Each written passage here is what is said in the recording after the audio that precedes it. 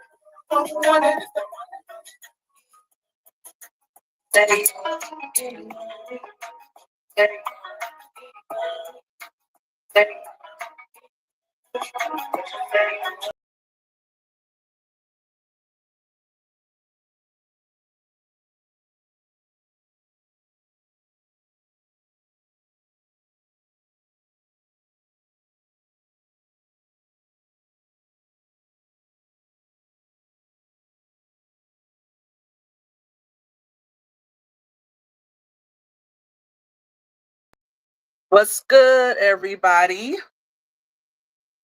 How's everybody doing tonight? Thanks for tuning in.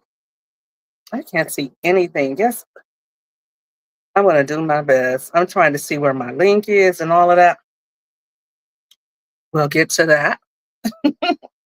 What's up, money getters? Thanks for tuning in and hitting that like button when you hit the door. Welcome, welcome, welcome, welcome. Come on in. We have some things to get into. Okay. Yes.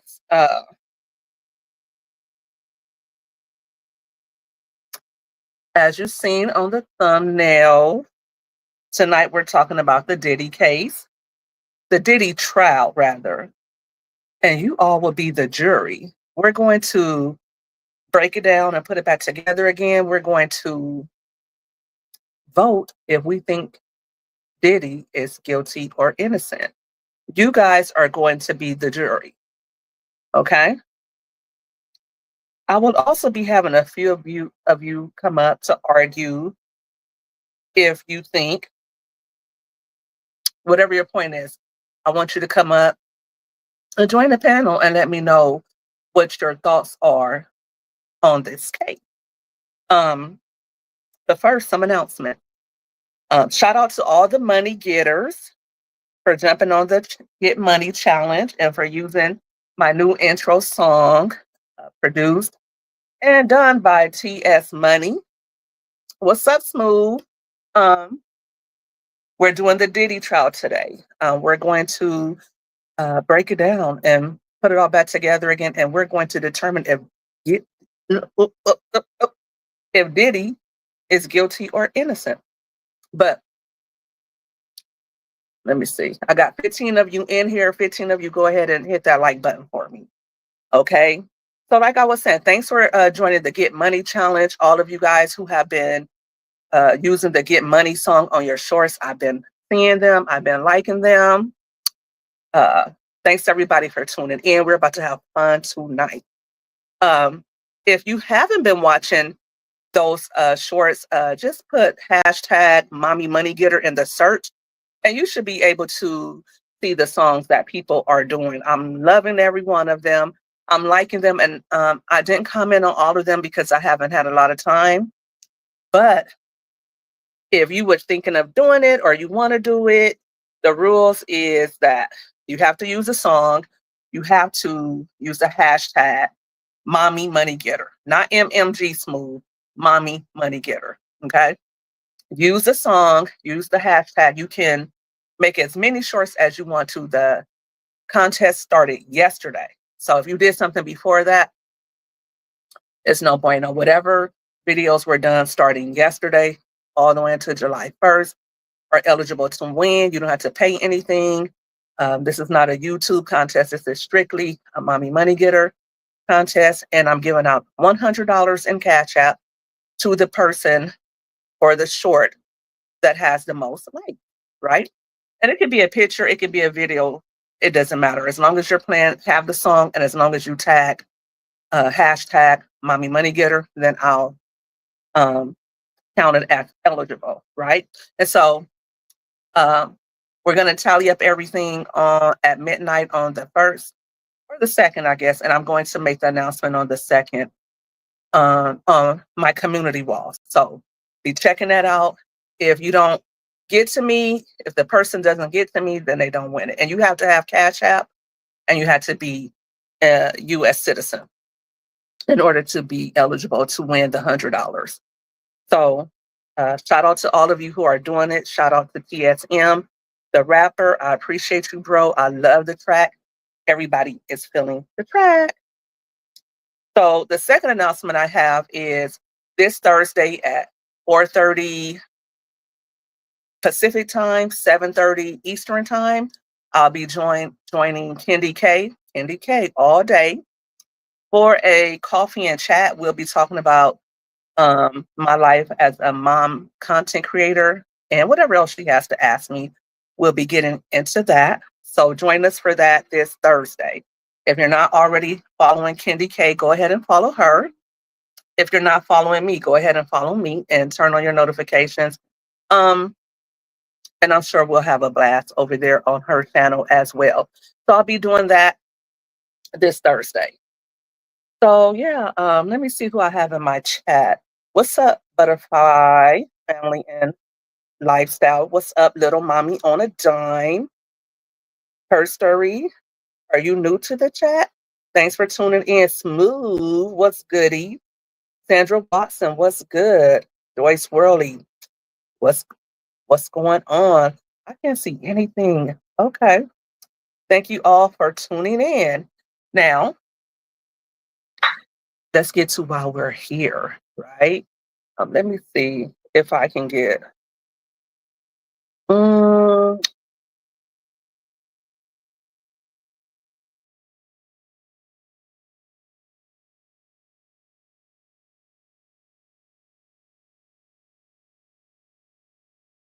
I am so sorry, guys. I am trying to get the link for you to be able to come up. Let me see if I can do it right here.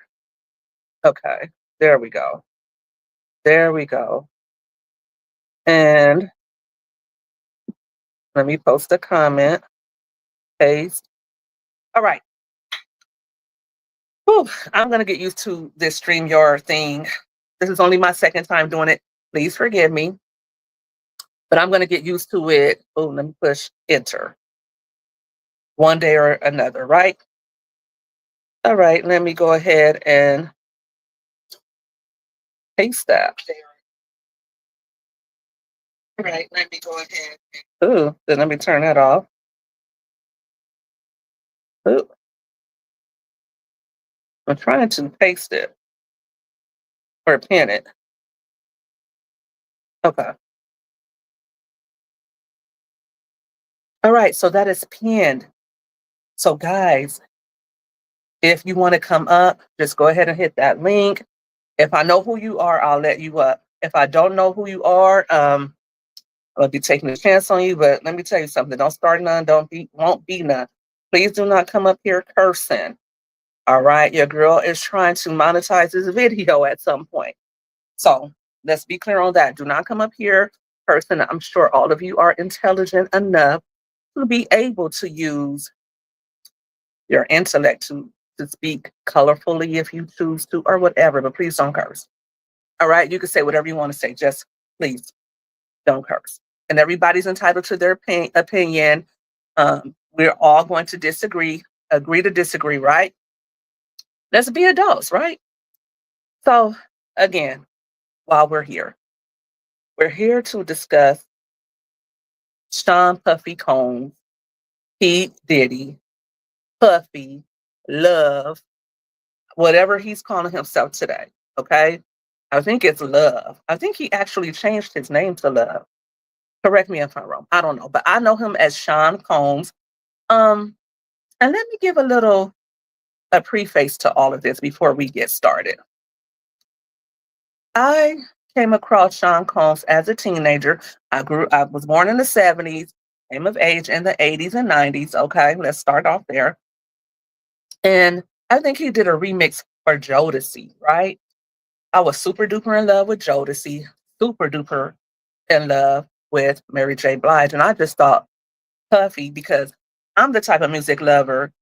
I come from an era where we used to have the CD jackets, we used to have the tape inserts, right? And when I would get an album, the first thing I would do was pull the inserts out and read all the credits and see who produced what, who wrote which songs, who's singing on the background.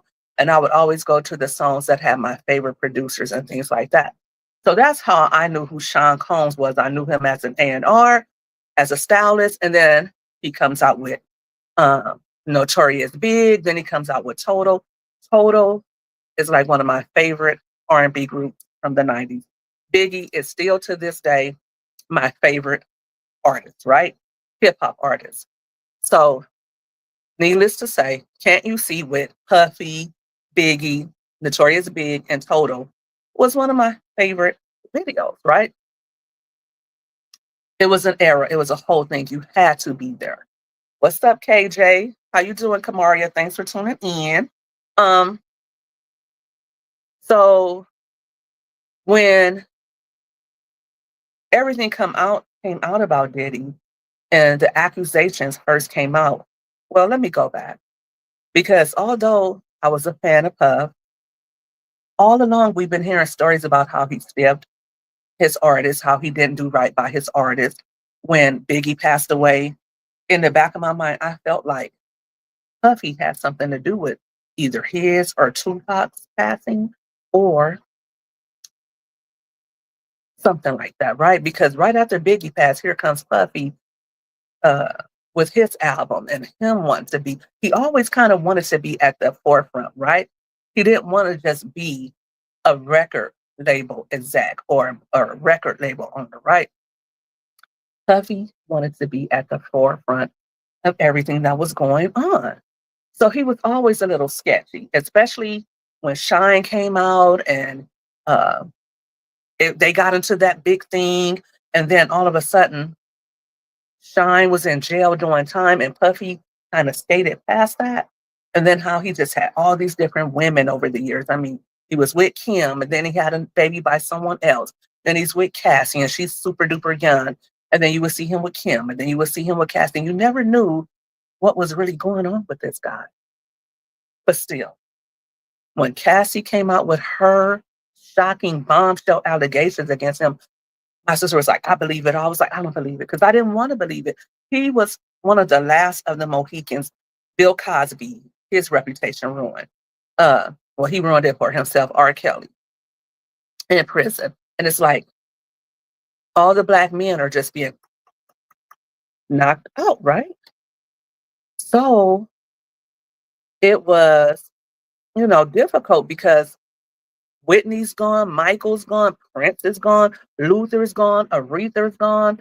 I mean, all of our black legends are gone. Actors, actresses, people that you grew up being a fan of, people that you grew up watching on TV. So now, okay,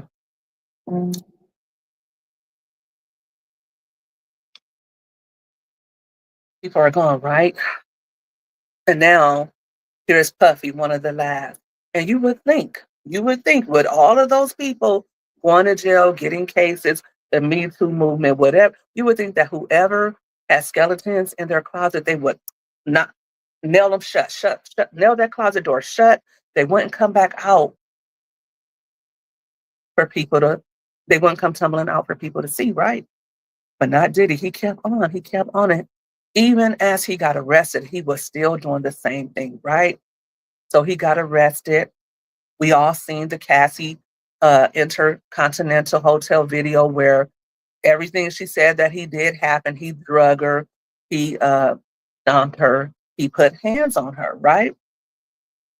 And so when you think of all the things that has been speculated, when you think of over the years how he's been accused of certain things and the rumor mill, like I said, Puffy had to know that one day his time would come and he would have to come and face the music for all of the things that he had been doing over the years, especially to women. And I don't have a problem with that. I don't have an issue with that.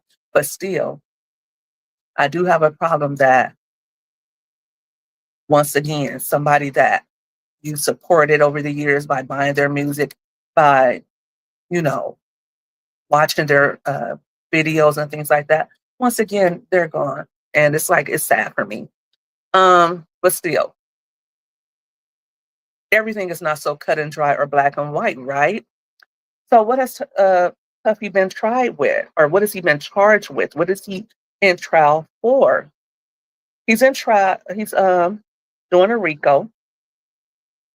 Uh they got him for a RICO. They got him for trafficking, human trafficking, drug trafficking, I believe, coercion, because they said that he was using Bad Boy Records, his record label. And I didn't even know Bad Boy Records was still a thing. But they said for the last 20 years, he has been using Bad Boy Records to coerce women to do things, uh, naughty things, with men who he hired and paid to travel across state, United States territories, and internationally, right? So he agrees that he did do that. So that's a crime, right? So he should be charged with that. But then it's like, okay, who doesn't pay for their baby or their girlfriend? I mean, not maybe for it to go, not maybe to sleep with other men, right? We're not doing that. But who hasn't been coerced a little bit by their man? You know what I mean? Like, whose man hasn't said, come on, baby, don't you want to? And you're like, no, I really don't want to, but you do it anyway to please him. I mean, not me, but one of y'all, I'm sure. I have never had a man ask me to do any illegal substances. I don't do that. And I've never had a man say, hey, why don't you try this? Or, hey, let's do this. We'll have fun. I never had that. So I can't relate. But I know somebody in the chat maybe can. And maybe you did it because you wanted to see what it was about. Maybe you did it for whatever reasons, right? But we're not going to the police and saying, hey, my boyfriend or my husband said, let's try this. And I tried it, right? But then the feds are saying he didn't just tell them, hey, let's try it. He forced them to. And even when they didn't want to, he used physical abuse. He used his money to get them to do it. So I don't know. I'm just going to start off right now in the chat. Put a 1 if you feel like, with what has been presented, not your personal opinion, okay? Because we all have personal opinions. I'm talking about the law. Let's go by the law, because when the juror has been will be given the case to deliberate, I believe, by Friday. So tomorrow, Diddy's defense team and the federal government's prosecution will argue what they want the jury to decide on. So they will give them the jury instructions on Thursday. Friday, they will give the jury their instructions. Thursday will be closing argument. So by Friday, as soon as Friday, depending on how the jury feels about the case, we could have a decision and we could know if Diddy is guilty or not. And like I said, the jury will be given instructions that are determined by the judge, the defense, and the prosecution.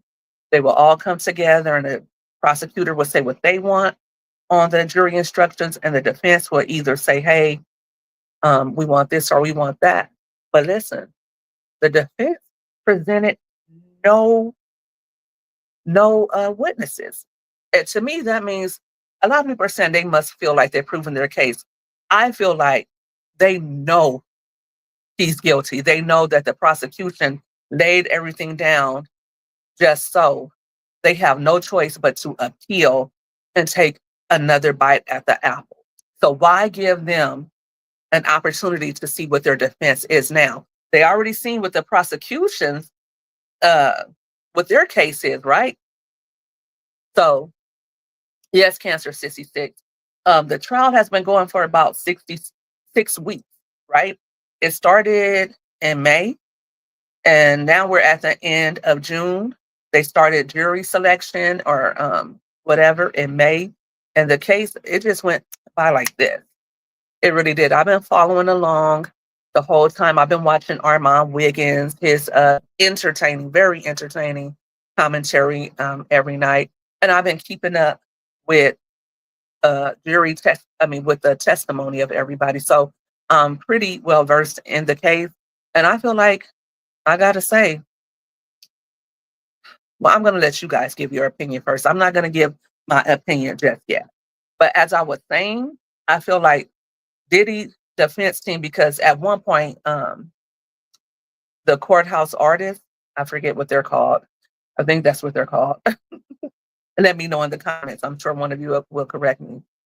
But one of the artist renditions of him, it just showed his defense team surrounding him and Diddy with his hands in his face like this.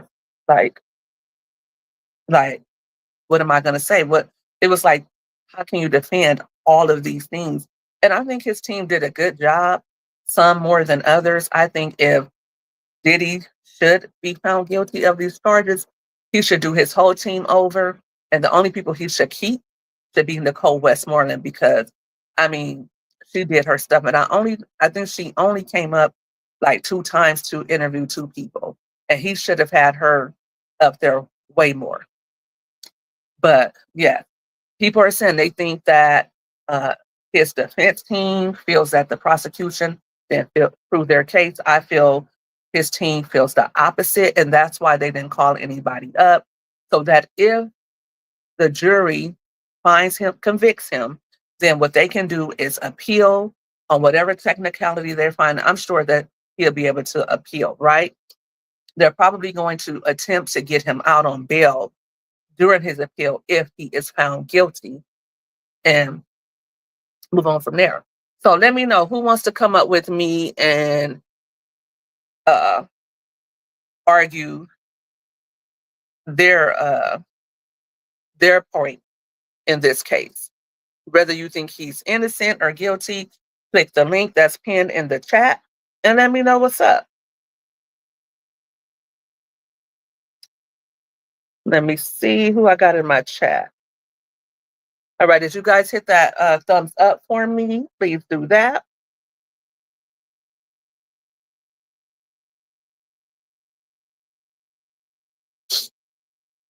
So yeah, like I was saying.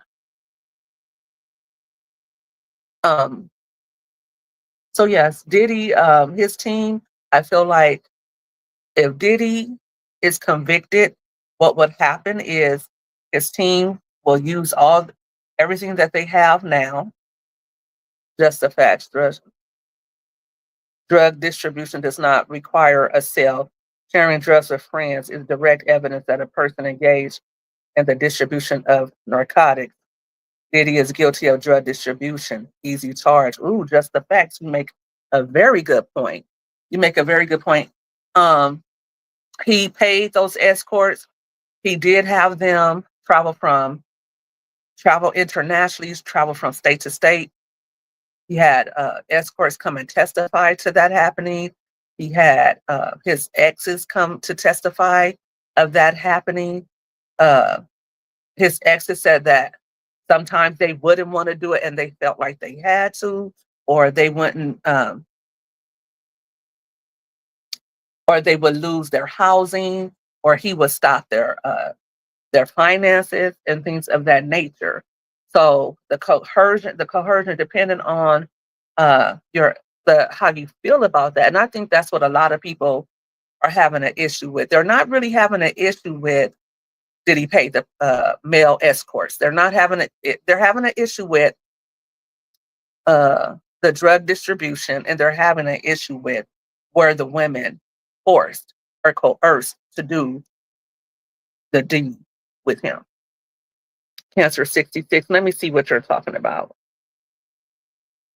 I'd hate to be a criminal defense attorney because I do believe his attorneys know he's guilty, but they're just trying to find a legal loophole to possibly lessen the amount of time he'll get. Well, the job of a defense attorney and any prosecutor, they want whoever they're charging with the crime, they want them to have a defense attorney, and they want them to have a good defense, because if they win the conviction, they don't want anything to jeopardize that in the long run. So if you have a shoddy defense, that's actually grounds for appeal if your defense team did not give you an adequate uh, defense, right? So American justice is built on fairness. That is part of our Constitution. We do not want somebody, no matter how guilty they are, to not be given a fair trial. That is the principles upon which America was founded on. So everybody gets to have a defense team. And it's more than just about defending somebody who is guilty. It's about making sure that they are given a fair trial, which every American is entitled to. It doesn't matter if you're guilty. It doesn't matter if you pled guilty. If everybody saw you do it, if it was on tape or whatever, it has to be proven in a court of law. And you have to be charged. You have to be arraigned. Everything has to be done according to the law. Diddy's payment of $100,000 to obtain the video supports the prosecution's claims of racketeering conspiracy through bribery and obstruction of justice. Obstruction of justice. Enough charges for a RICO, again, easy charge. Okay, just the facts. That could be said that way. But his defense team is arguing that he wasn't bribing the hotel staff to prevent them from contacting the police, because Cassie never wanted to press charges. The police were never being called. They wanted the tape to prevent it from being bad press from him, for he and Cassie. That's what they're saying. But I get what you're saying. Again, I feel like, again, as I said, taking my personal opinions out of it, I feel like, a lot was going on. People got up there and said people got on the stand and accused Diddy of physical abuse, just being a tyrant, constantly being drugged up. And it's like, you have to wonder to yourself, how does this man have any money? Because at the end of the trial, the prosecution brought up summary witnesses who testified to gathering the evidence against Diddy as far as his finances were concerned. And they were basically showing where the money was. They had all of that. And they were able to show how he paid this person, how he was paying for hotel damages to the tune of hundreds of thousands of dollars. And he had to pay millions, right, to these escorts over the years. Because if we just start with Cassie and we go by the time that he spent with her from 2008 until 2017, that's 9 years. And then if we pick up with DJ, Jane Doe, if we pick up with her, she started in 21 until 24. That's 3 years. And then they said there was another victim in between there. So from 2008 until 2024, that was about 16 years. Diddy's payment, okay, I read that. So yes, he was doing a lot. And he knew what he was doing was against the law. Cassie testified to that. She said she didn't know. She said she didn't know that it was against the law. I don't know how she didn't know. But at the same time, they all knew they were doing something wrong. And you know how they all knew? Because every last person that testified, except for perhaps Kid Cudi and the prosecution team, the detectives and Homeland Security who gathered the evidence, with the exception of them, everybody who was in Diddy's circle, who was there to give testimony as to how he was treating them, how he treated Cassie, how he treated Jane Doe. Everybody had to be given immunity. Everybody was given immunity. So everybody else was given immunity to convict Diddy.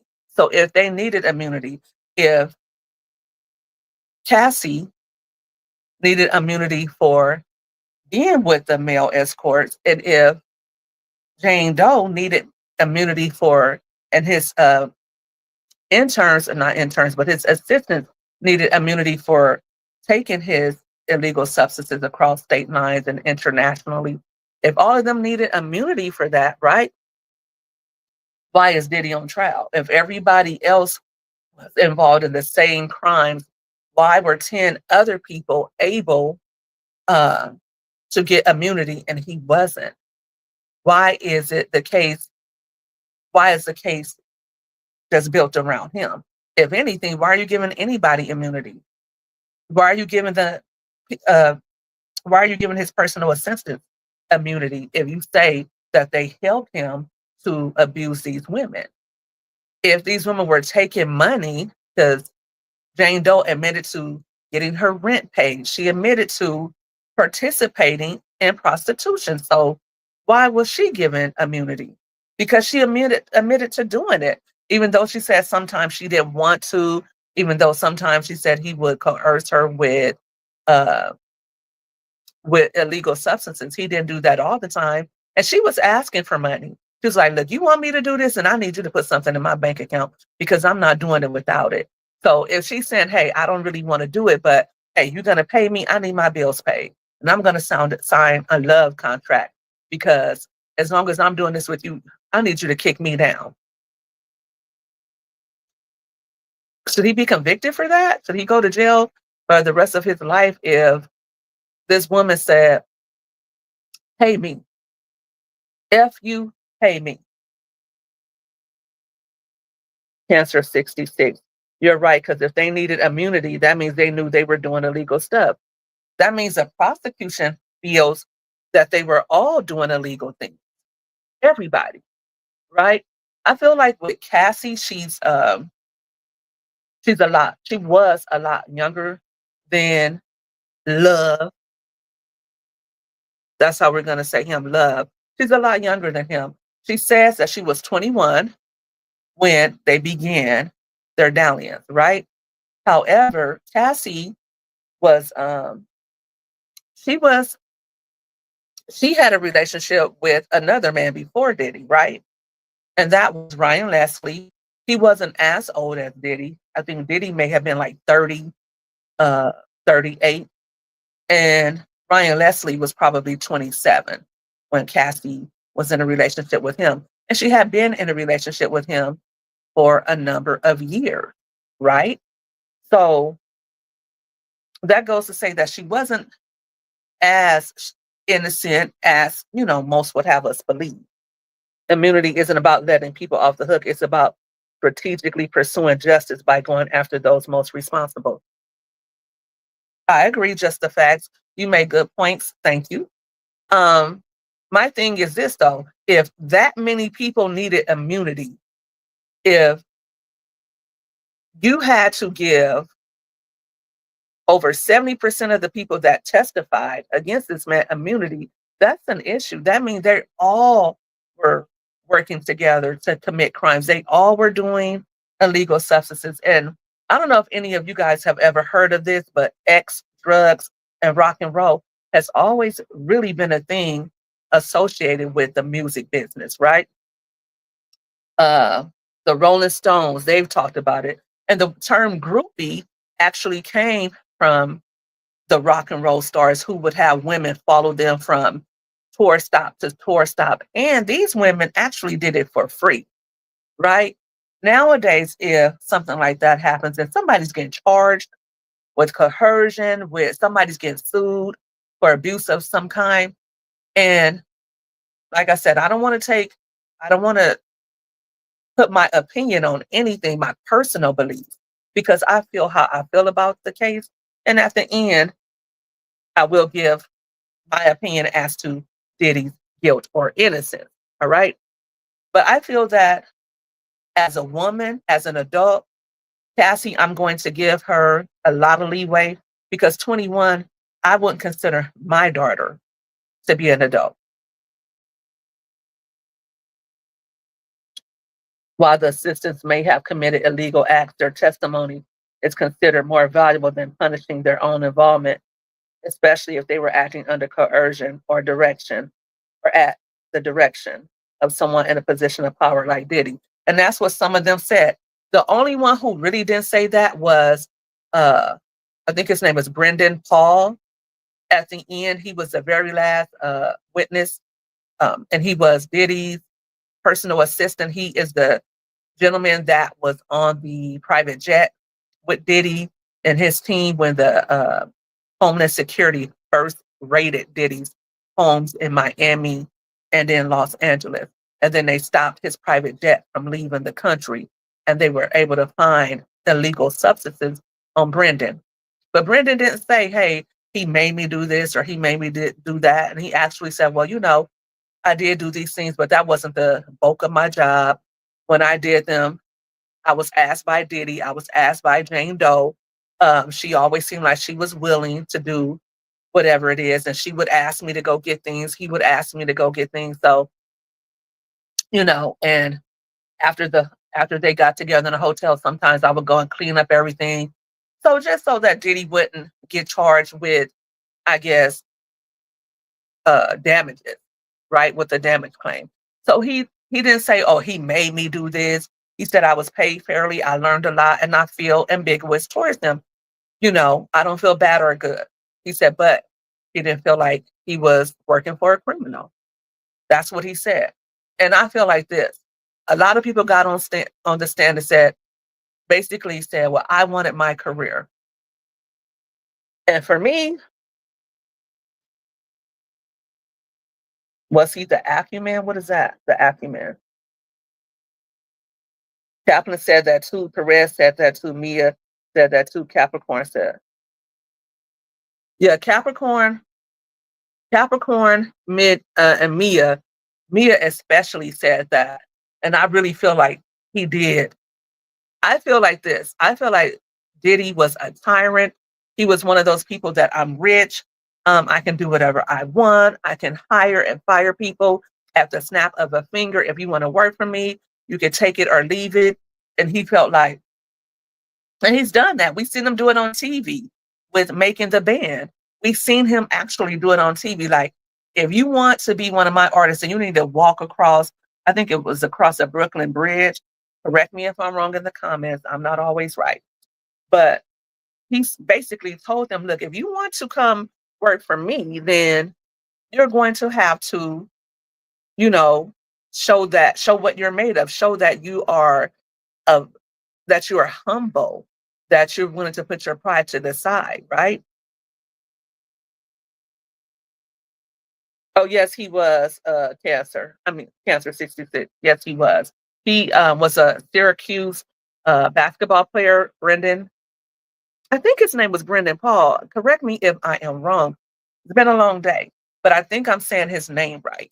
He was a taller gentleman. He was the last uh, key witness against Diddy before the prosecution presented their summary witnesses, right? So yes, I feel like when someone says I was forced to stay somewhere because I didn't want to lose my job. I didn't know how I was going to pay my bills. When someone says that, that is a choice. You stayed because you didn't want to have to go through finding another job or go through possibly being broke, homeless, or whatever. It doesn't matter if that's what you're faced with. That is still a choice. You can't say, I can't say, well, I robbed a bank because I didn't have money to feed my kids, right? I can't say that I'm going to go stand on the corner and be with men because I don't have money to pay for my kids. I don't think that's an excuse. Do you recall in the February 2024 text, Diddy requested Xanax and Paul replied, still working on it. have two leads. This is an example of Diddy giving an instruction. Correct. Yes. But again, for me, if I'm working for someone, and this is just me, everybody is not the same. But if I'm working for someone and my boss says to me, hey, I need you to go take this money and pick up some yayo for me. That's a street term for cocaine. Get what I'm saying? If my boss told me that, I'm going to be like, what in the world? I'm going to be like, no, I'm not doing that. I'll quit that day. And that'll be just what it is. I'm not that enthused with working for somebody famous. I'm not that enthused by money that I'm going to risk my livelihood or my freedom or my ability to be present for my children. So that's not an excuse. He told them to do it. They could have not done it. Right. And Diddy has bodyguards. Diddy is famous and all that different stuff. But everybody who testified that they were afraid of Diddy after they, with Mia, for instance, she sued him. So she was not that afraid, right? So you were afraid to, he fired her still. He still fired her, right? So, and that's when she finally sued him for basically working and not receiving her wages. Okay. But again, he didn't do anything to her. He didn't do anything to Cassie when she left. So everybody who said, I was afraid to leave, I was afraid of what he might do to me if I left, nothing happened to you. You sued Diddy, and nothing still happened to you. Capricorn, nothing happened to you. Capricorn contacted him and asked if he had work for her again. Mia also was writing scrapbooks and telling him if there was anything he ever needed from her, she was still writing good things about him even years after she no longer worked for him. But that's blackmail, isn't it? Correct me if I'm wrong. What's blackmail, Cancer 66? If, that's, you think it's blackmail on whose behalf? Diddy's or whom? Because that's what with Mia, she kept saying, and then another thing is, and this was one of my big issues with the trial and with the prosecution. Everybody that they presented to vouch for Cassie was still in communication with Cassie.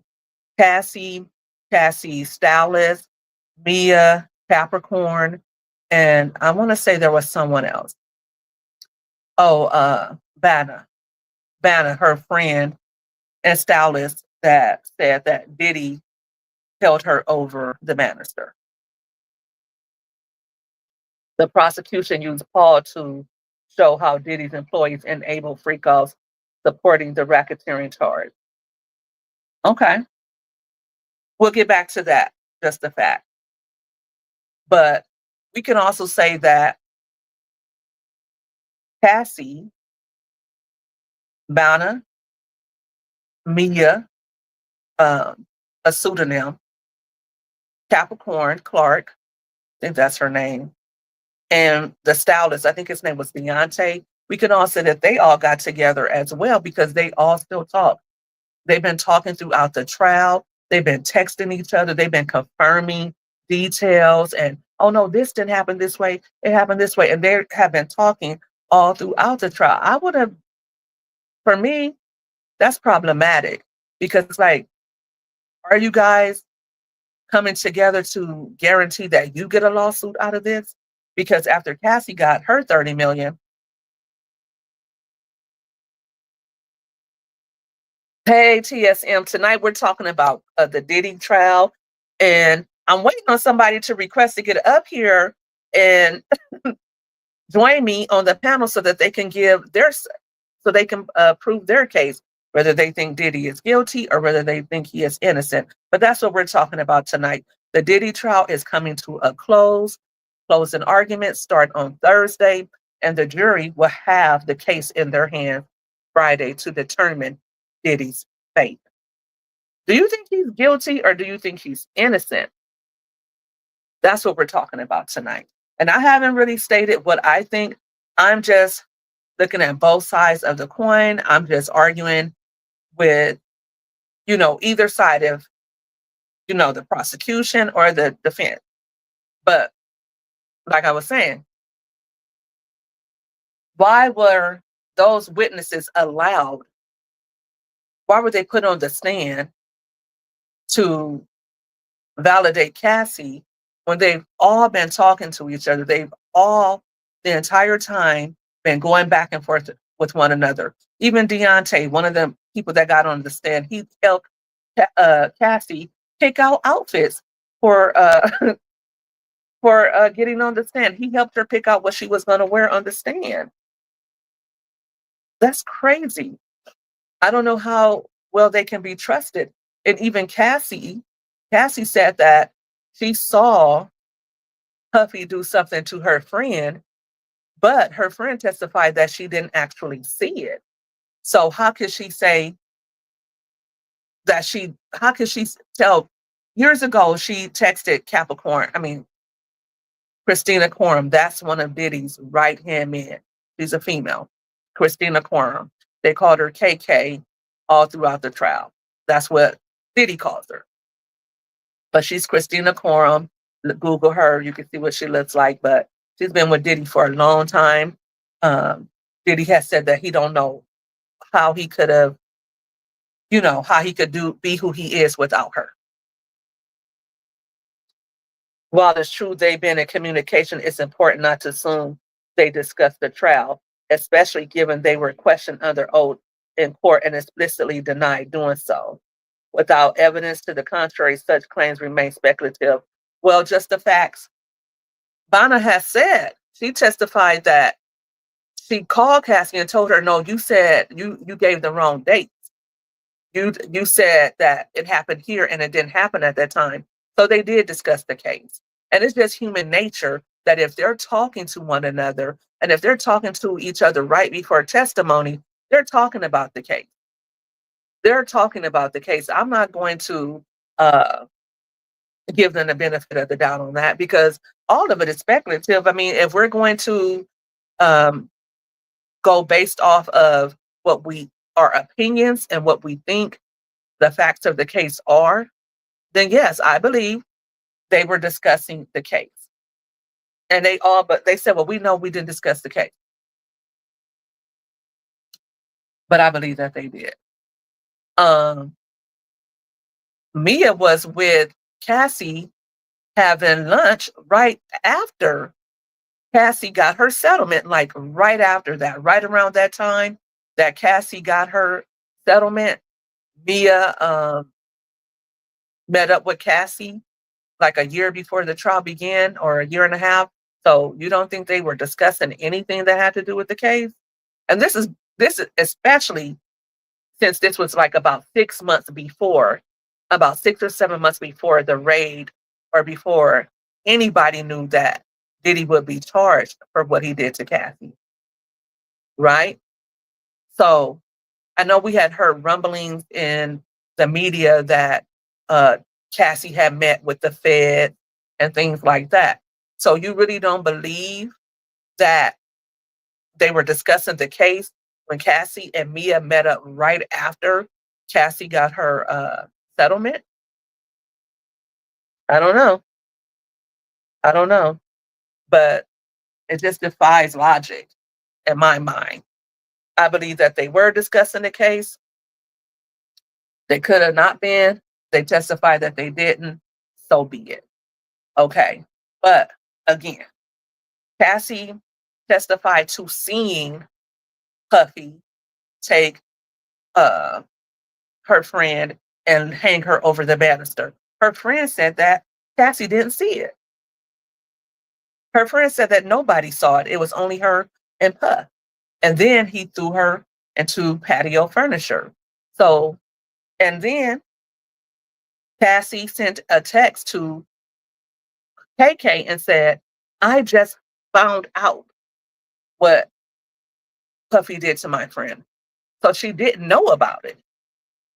I believe it happened because it's text about it years ago. Something happened. I don't know if he lifted her up and threw her into the patio. I don't know what he did. He did something. But they were all still cool after that. They were all still hanging out, all still doing stuff. But at the same time, they were all heavily on narcotics. Okay. And they didn't always do them with him. They would do it with him, and sometimes they wouldn't. They were all heavily into that kind of thing. Even Bonna was one of their dealers. She would bring it to them. So she was selling it to them.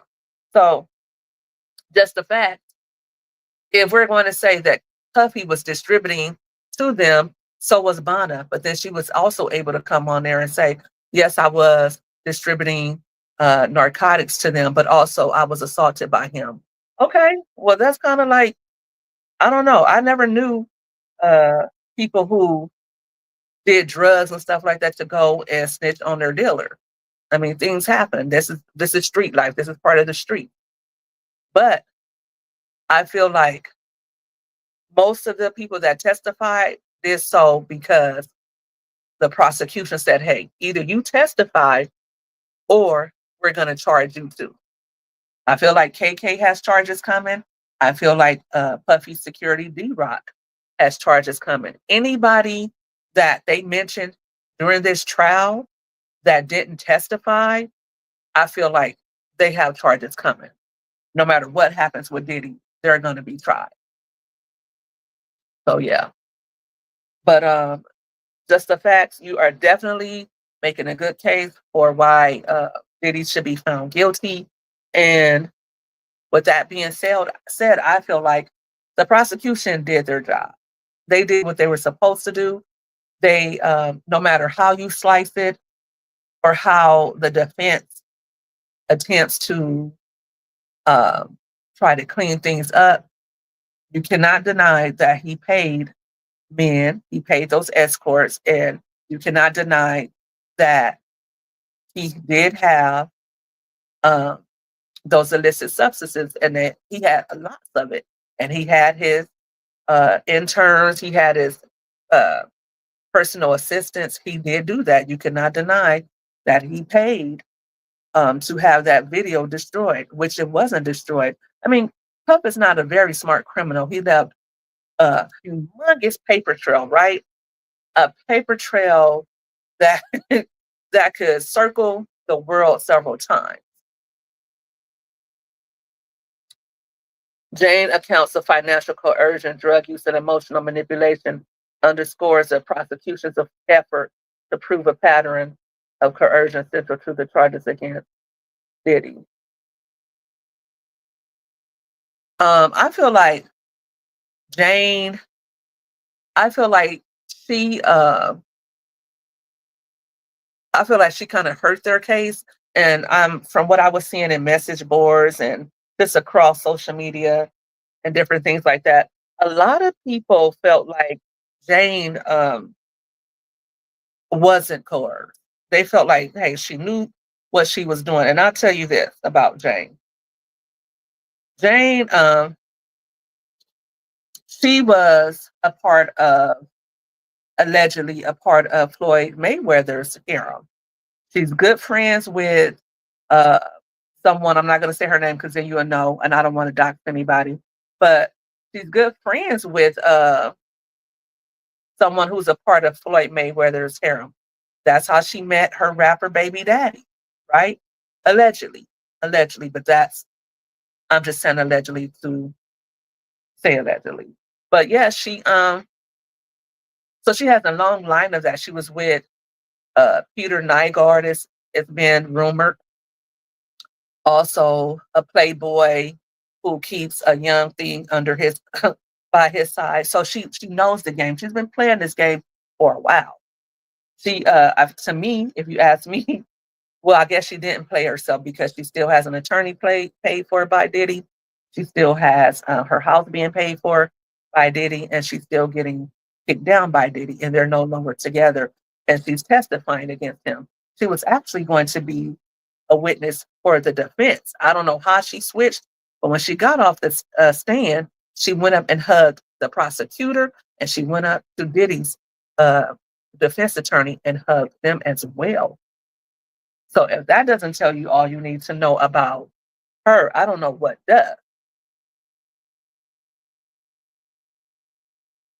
If someone is manipulated, threatened, or pressured into doing something, especially through fear of harm, that's coercion, and it makes any supposed consent from Jane and Cassie invalid under the law.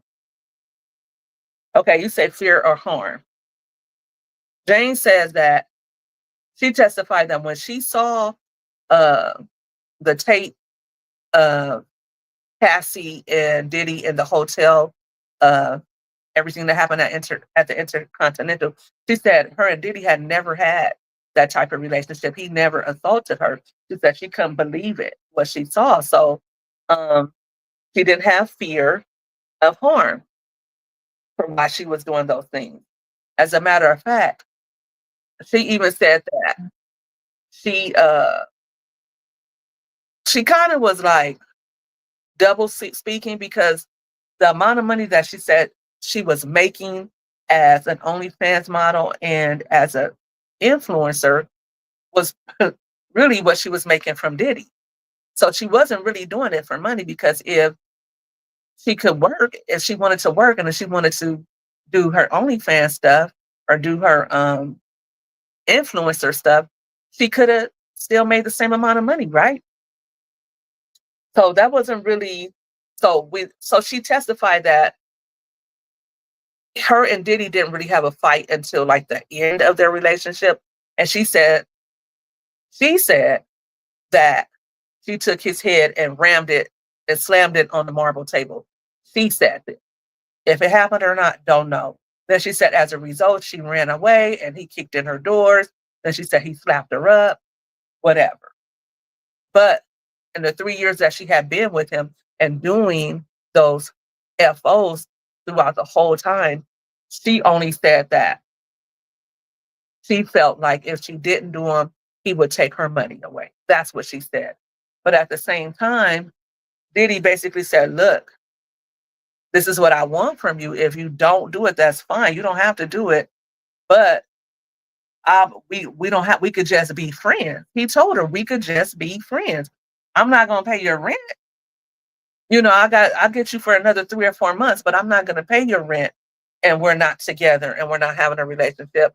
And that seems square to me, because if I'm in a relationship with you, right? And you pay for my dinners, you help me pay my bills. That's one thing. But why would somebody pay your bills and you're no longer together? Not even husband and wife do that, right? If I'm married to you, we're gonna split the bills. If we divorce, then you're gonna go your way, I'll go mine, and I'm stuck paying all the bills, right? Just like you'll be paying all the bills at your house. If someone is manipulated, threatened, or pressured into doing something, especially through fear of harm, that's coercion. And it makes any supposed, okay. All right, I read that already. So I'll read okay, Jane's accounts of financial coercion, drug use, and emotional manipulation underscores the prosecutors. Okay, so Jane is 38 years old. Like I said, she's been around Floyd Mayweather. She's been with older men. She's been with um, Jason Derulo. She's been with this rapper, and and when she wasn't with Puff, she was with her friend at another freak off. She was a part of another freak off. So that's her get down. We're not going to sugarcoat anything. That's how she gets down. She's used to probably doing threesomes, used to partying and having fun. And then she got with Diddy, probably said, you know what? I'll do these things. And maybe she didn't want to do them all the time. And maybe she didn't want to do it at the extent that he had her doing it. I'll give her that. I'll give her that. I'm sure, even if you wanted to do it sometimes, you didn't want to do it as much as he had her doing it. He had them doing stuff like crazy. And he wanted them to stay up for days. And I don't really even know how Diddy was able to do that. Like, come on, let's be for real. That's crazy. It's not allowing you to click the StreamYard. Let me see. But you're listening and you're tapped in. It should be up there still, right? Let me put the link again. Let's try it again.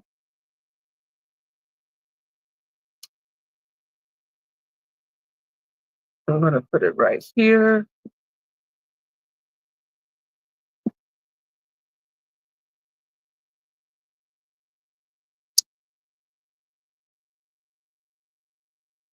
Okay. See if you can hit that link, TSM. See if you can hit that one.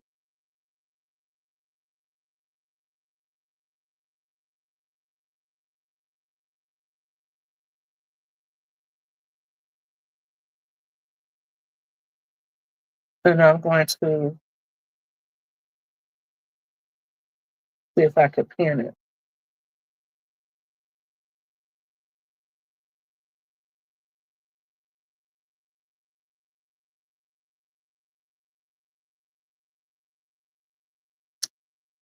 Okay. So I don't know if you were able to click that. Let me know if you're able to click that.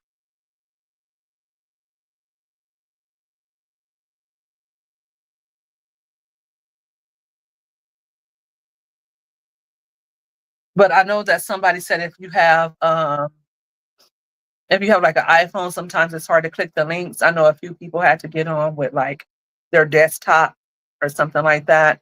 They weren't able to do it on their phone if they have an iPhone. So that's why I didn't use my iPhone to go on the StreamYard. But yeah, so um I feel like, like I said, I feel like perhaps maybe she didn't want to do them all the time, but she did them because Diddy was paying her. She did it for money. And she probably did like him and probably wanted more out of him, but she knew from the giddy up, Diddy had a plethora of women. He never said, "You're going to be my only one." He never said,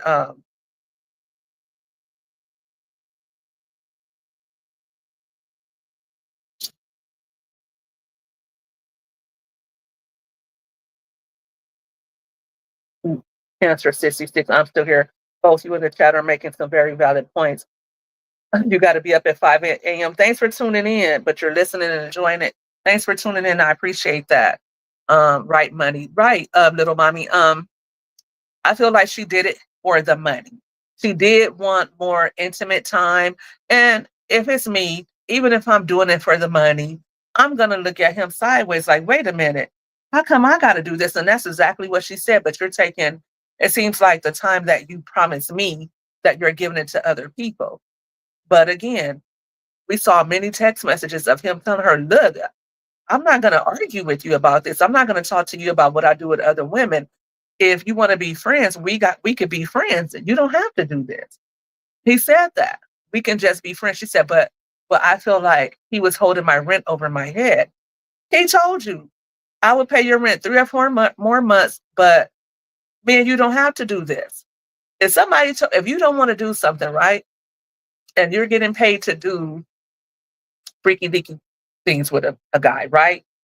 And if that's your thing, um, and you're getting tired of it, you're like, look, I don't want to do this anymore, but you got 3 or 4 months. And then she said she started her OnlyFans and she said she was making 5 figures a month on OnlyFans. So if he's gonna pay you 3 or 4 months rent, and then if you're gonna go back to OnlyFans anyway, and if you're going to do your influencer stuff,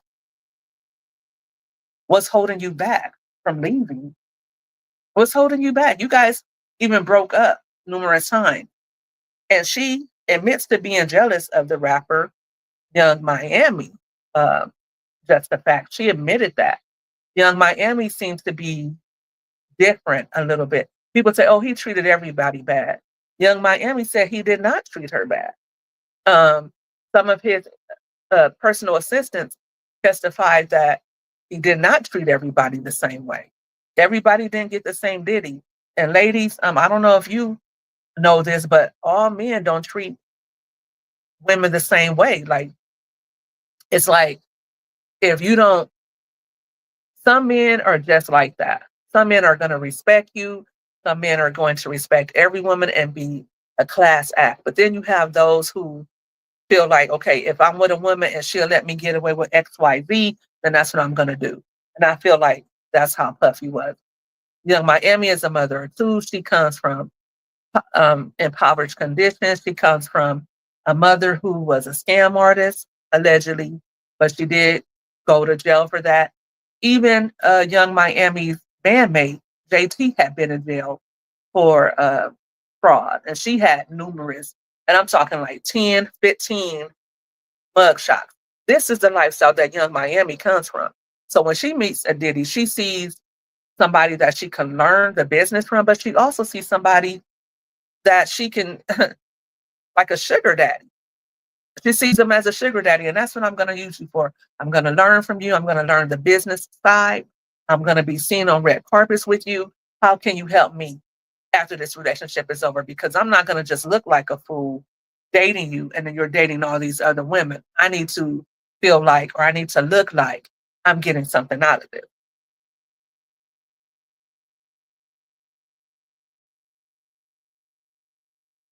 It's not a question of what is holding Jane back. The question is, was there some sort of financial coercion, manipulation, or fraud that took place that brought us to this point? The answer is yes. And that's what I'm saying, just the fact I don't agree. In Jane's case, I disagree.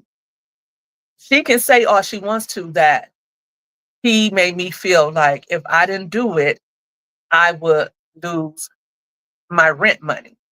And he told her he in the text messages, this is a fact. This is what the prosecution got from his electronics, right? And she said that this did happen. Yeah, so let me see what you're saying. I just think the whole situation is fishy. I feel like even now I have no proof that he's guilty of something. He lied before the footage of hitting her came out. Yes, he did. He did lie.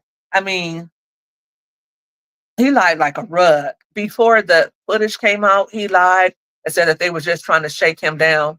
And I believe I believe Cassie had every intention of staying as long as she could take it. And if things went left, I got the evidence against you. You're gonna pay me somehow, some way. I'm not leaving with nothing. After all of this stuff, after everything I went through, the cheating, all the nights I spent being with other men to please you, I'm leaving here with something, right?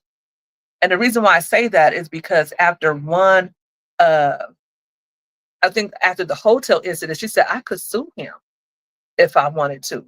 So that was 2017. And Puffy played himself because he didn't believe that she would do it. He didn't believe her when she said, look, I'm writing a book. She never wrote a book.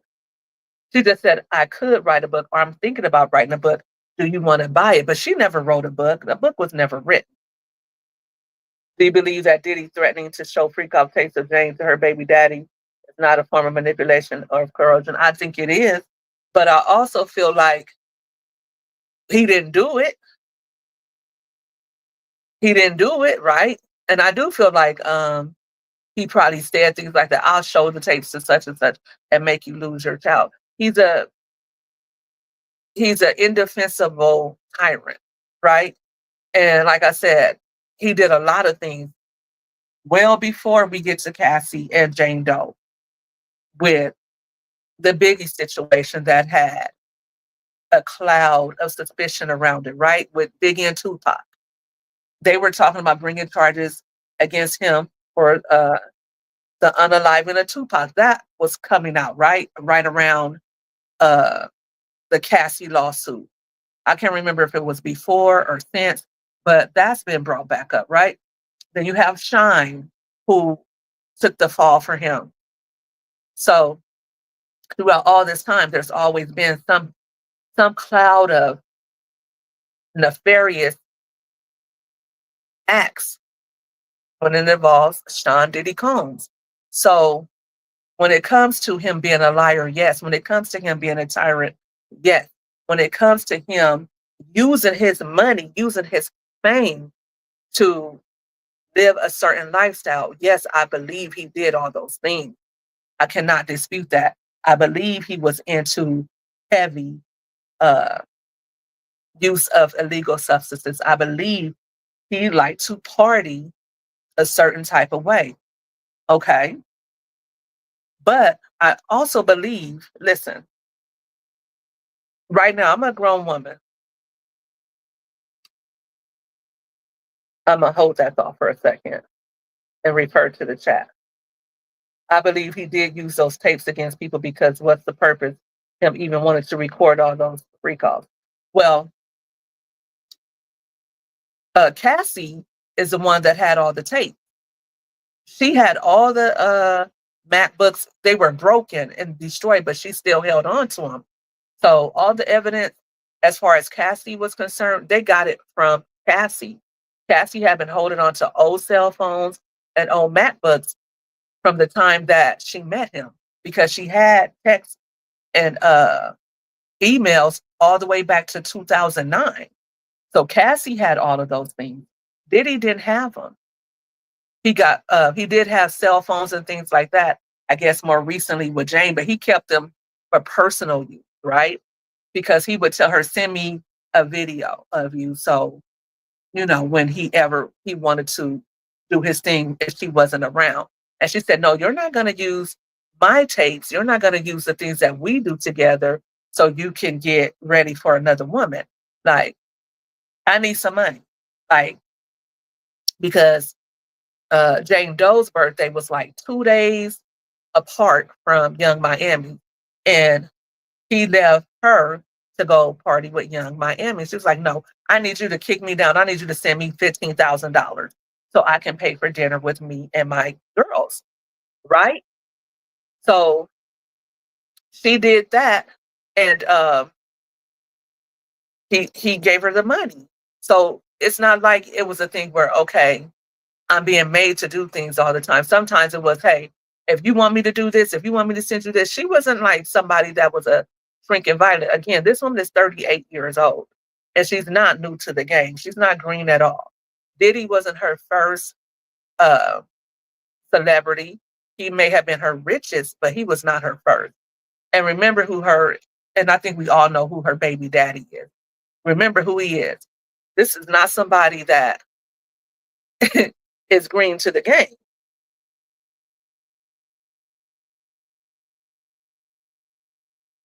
You don't have to follow through with the threat for it to be illegal. The threat itself can be a criminal act. It depends on where you live. It really does. Because in California, for instance, somebody could say, I'm going to beat your ass when I see you, right? But that's not enough for you to have them charged with terrorist acts or threat, right? Of harassment. That's not enough. They will not go and pick up somebody because they threatened you with that. You may be able to get a temporary or restraining order against them, but they're not going to go to jail for that. And that's where I live in California. Diddy made a deal with the devil a long time ago, and now it's time to collect. Maybe it's not legally right, but you reap what you sow, just like Diddy didn't play fair, neither does he. You right about that. You're right about that. I do believe that a lot of people are speculating, well, I wonder what happened to him as a kid. I don't think just like I don't think it's an excuse for somebody to say, well, I was afraid that I would lose my job, so that's why I did something. I don't think it's a good excuse to say, well, I was mistreated as a child or I was abused as a child, um, as a way to say, to excuse your bad act. I feel like we all should take accountability for our actions. I feel like children are the only ones who, if something happens to them, we should not question. If a child came to me and said an adult or a child or anybody was doing this to me, I'm going to take their word for it because kids don't lie about stuff like that, right? However, when it comes to adults, especially if money is involved, and I know a lot of women and men who would do exactly what those women did, and they would do it with men who don't have money. Um, they would do it without thinking twice about it because they want to be with that man that much. I know women who say they're planning to have threesomes with their men because that's just what something they want to do to please him. But again, consent and saying you want to do something and being forced to do something is two different things. So I do acknowledge that.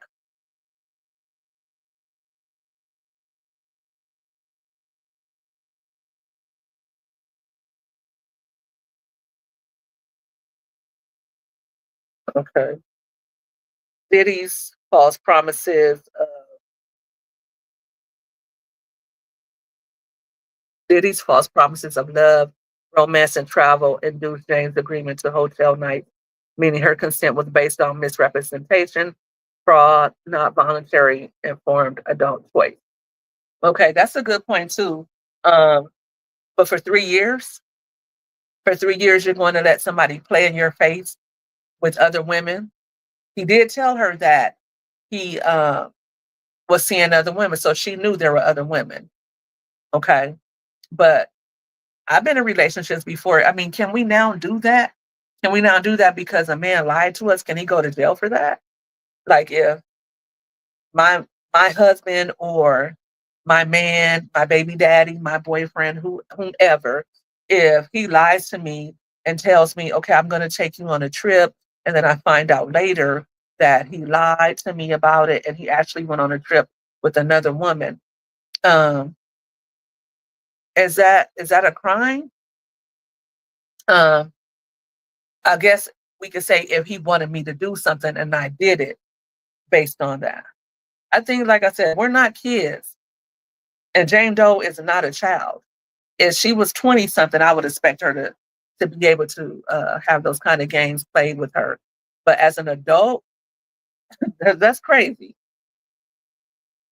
Yes, you can defraud people, and what do they call it? Call them romance scammers or something. No, that's not what they call them. They call them something else. Help me out. Help me out, chat. Um, those men who prey on women who are the lonely hearts type of men, those gigolos who prey on women who may be overweight or widows or just lonely and they prey on them. But like I said, if you're that stupid to start writing checks for a man, if you're that stupid or that fool, I mean, if somebody see a sucker, they're gonna lick. Romance scammers from Nigeria and Ghana get arrested all the time for Western Union fraud. I mean, why? I mean, but at some point, why are you sending money to somebody you don't know?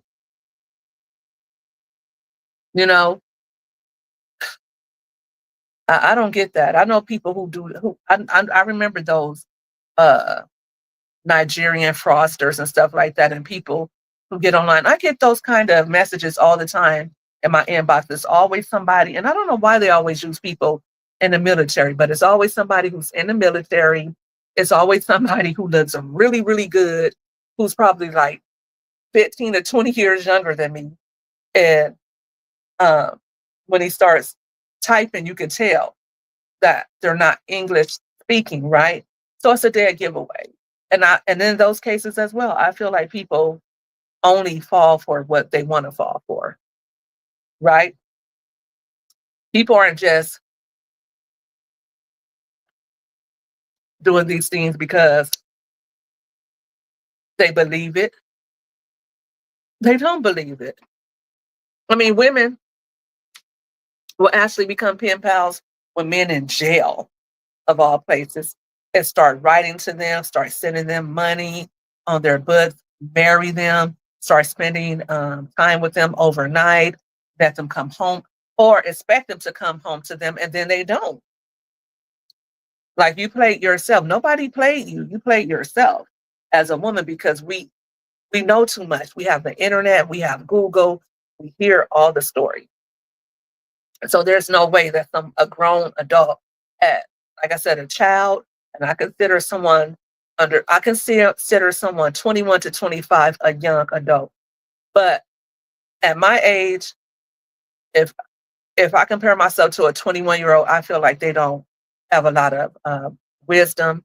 and they don't have a lot of impulse control. So even if they do know better, they're not as apt as I am to avoid certain things. Like I'm not going to go out and club, or I'm not going to go out and try the different club illegal substances that they have out right now. I'm not going to do all those things. Um, have I tried things before as a teenager? Yeah. But as an adult, would I try them? No, I don't feel the need to. I'm not going to party like that. But you have some younger people who would do that.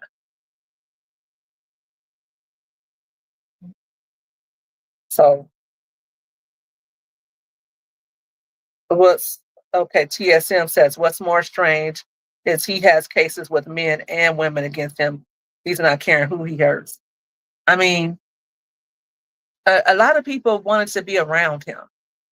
A lot, he doesn't care because I think it's a twofold thing. I think one, he got into those. I mean, he's doing ketamine, he's doing MDMA, he's doing some of everything, and the kind of things he's doing, it changes your your mental stability, right? And if you're on those things all the time, you're not really lucid and really thinking clearly, right? But that's no excuse. Just like I'm not excusing the women, I'm not going to excuse him. He knew what he was doing, but I feel like he felt like, you know what, all these people are just using me anyway, and they're getting something out of it too. I think that's what he felt like. I'm paying for what I want, and they could do it or not. This is what I want. This is how I get down. And if they don't want to do it, they don't have to. But if they're going to be with me, if I'm with a woman, she has to do what I say, especially if I'm taking her on trips. He said that to Kathy. He was like, any other woman would be happy to be in your position. I'm paying for everything for you. And he did that. Like he paid their salaries, plus he paid for their housing, paid for their food. They went on trips around the world. They were hot, rubbing elbows with other celebs and things like that. Capricorn was vacationing with Rihanna. She said that she wanted her life back. Even though she went through all that stuff with Puff, she wanted the excitement, the lifestyle. She wanted it back. So they were getting something out of it too, even though they were going through HEW hockey sticks. They still were enjoying themselves. So, and that's not everybody. And I'm sure now that because listen, as a woman of a particular age, I look back on some things in my life and I'd be like, oh, that was crazy. You really did that? Or I think about like, oh, I don't have regrets, but I do still think about some things and be like, okay, I would never do that again. Capricorn asking to return to a job doesn't erase the kidnapping claim. Trauma, fear, and power dynamics can lead to complex behavior. Don't confuse survival instincts with consent. Um, that sounds like just the fact you're using a lot of the same talking points that I've seen all over the internet. But the fact is this: if all those things happen to you, you have a choice to make. You go to the police, or once you get away from them, you never have anything to do with somebody like that again. Once you are free and clear of them, you don't wait a couple of years later. Even recently, as of 2024, she was going to meet with him about working with him again. And this is years later. Years later, she said because she wanted that lifestyle back. She wanted that life back. And some people want that. Some people stay in abusive relationships because when it's good, it's good. Even though when it's bad, it's bad.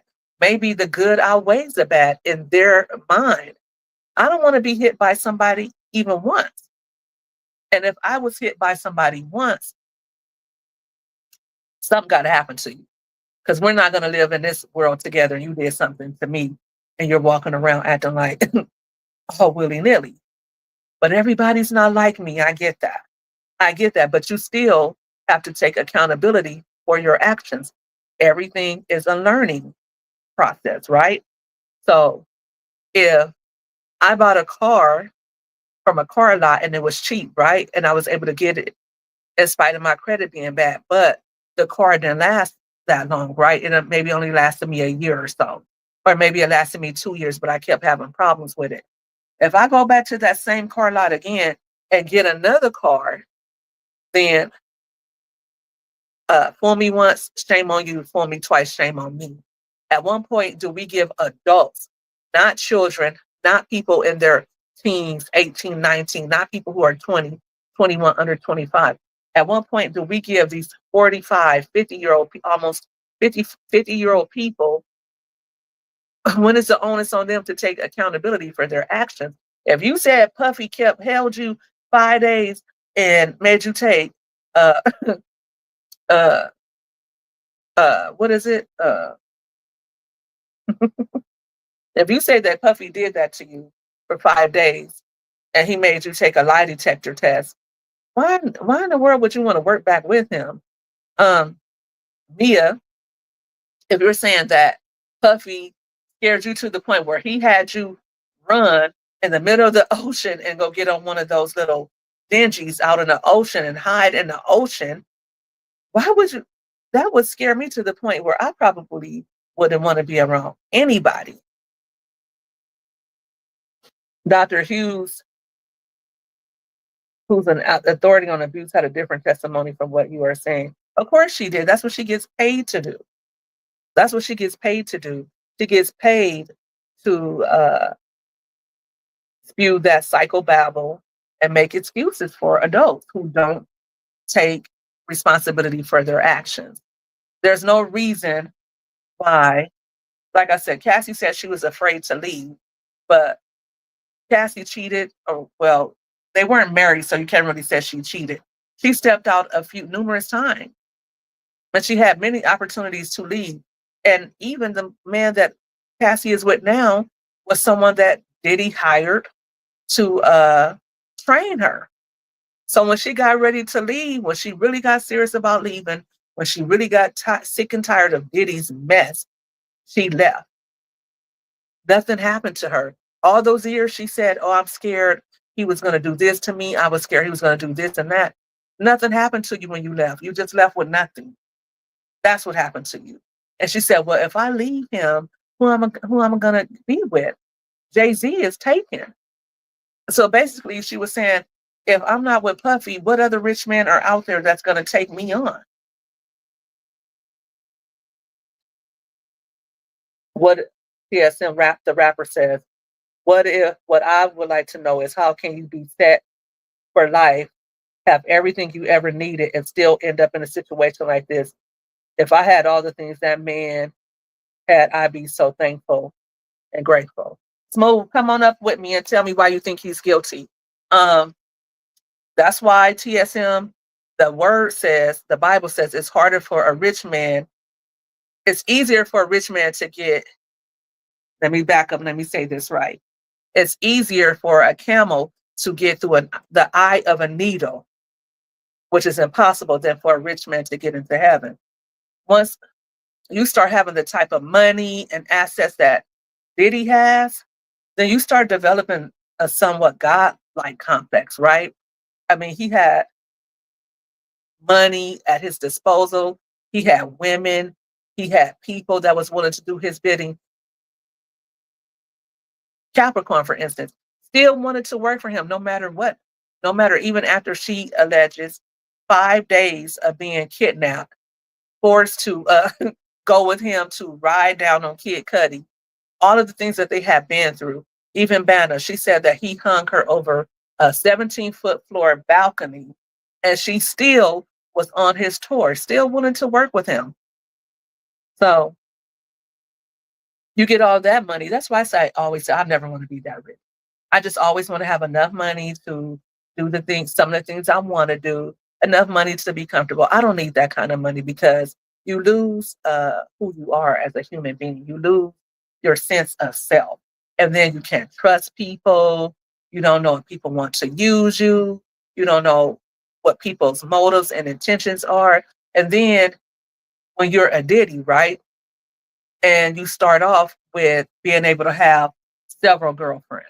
You start off with being able to have two women in bed. And then you start off with being able to have a woman do this and that for you. Now you're just taking it up. You're taking it up notch after notch because your taste. I mean, you're able to dine at the finest restaurants, right? You're not going back to McDonald's. Like if I can have the best lobster, the best steaks, if I can vacation in the best countries, why would I be going to Hawaii? Why would I be chilling just with anybody? No, I'm not doing that. So the same thing happens when you start ingesting illegal substances. And that's even with regular people, you know? There's certain things that certain people, certain places that I don't shop at anymore, certain places that I wouldn't eat at. When I go to a restaurant, I expect to be treated a certain way because I've had certain experiences. And once you experience certain things in life, then your taste become more exquisite. And, that's how people are, right? And that's how I feel like Diddy was, or Diddy is. He just feels like he can basically have whatever he wants and do whatever he wants. So that's what he was doing. But still, I do agree with Smooth. I feel like the prosecution has proved their case. And so I'll get into why I feel like they proved their case. Thank you, TSM. Please hit the thumbs up if you're enjoying the live. And if you're not already subscribed to my channel, please go ahead and subscribe to my channel.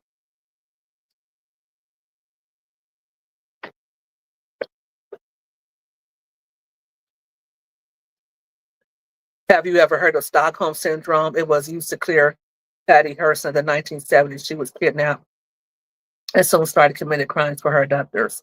I definitely believe that the mind is a terrible thing. And one thing about the mind is that it will do whatever it has to do to protect you. That's why we have the flight or fight response, right? Whenever we're presented with fearful situations, the first thing that we're going to want to do is to do whatever we can to be out of that situation, right? And when that period is prolonged, then we're going to start adapting to that situation and doing whatever we need to do. And women who are abused, they quite often stay in relationships all the time. They never really believe that their abuser.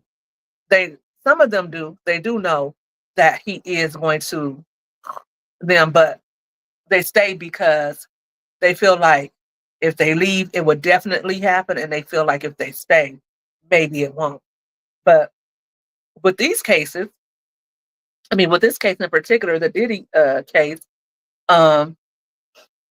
Cassie was always trying to leave. She was trying to leave. She says at the day that they were at the Intercontinental Hotel.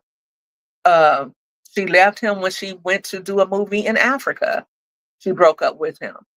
So she did break up with him. She didn't always stay. She didn't stay for a whole 10 years and never break up with him. She did break up with him. They had many breakups. So that wasn't Stockholm Syndrome. And in the end, she did leave him for her personal trainer. She did leave.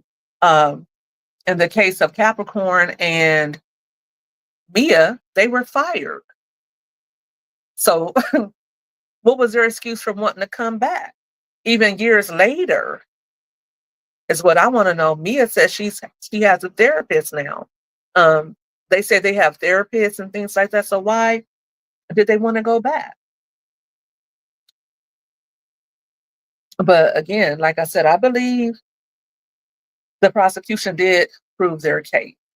And for all the reasons that you stated, not the Stockholm Syndrome, these are the facts. I think that people do what they got to do when they're in situations. And I do feel like it takes time to realize the extent of how abused you were in some cases, because some people don't believe, sometimes they may not believe that the abuse was as bad as it really was.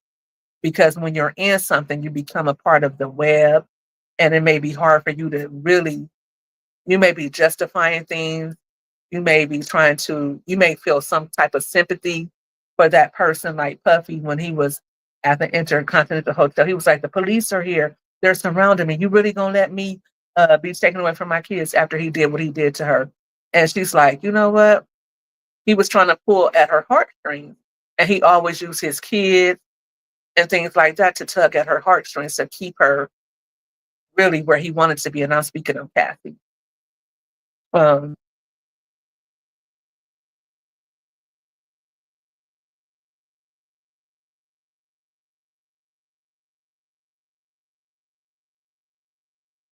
so yes, but I have heard of that.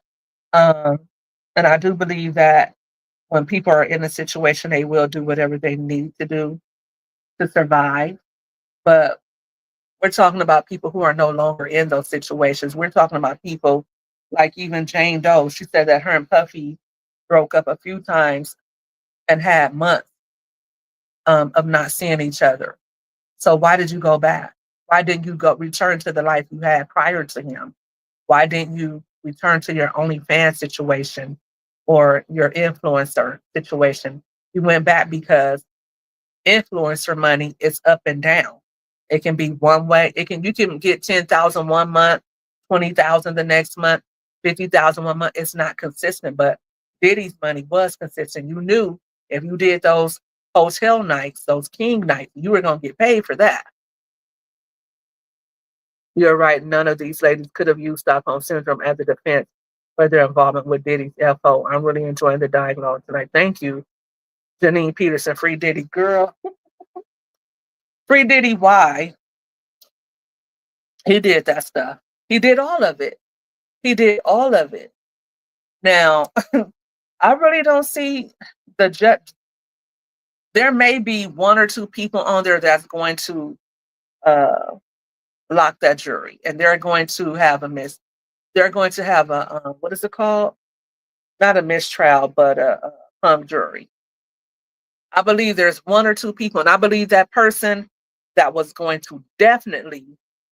And I don't think that it's a hung jury, right? Is it a hung jury in a federal case if one person um, doesn't want to convict? Doesn't all of them have to convict?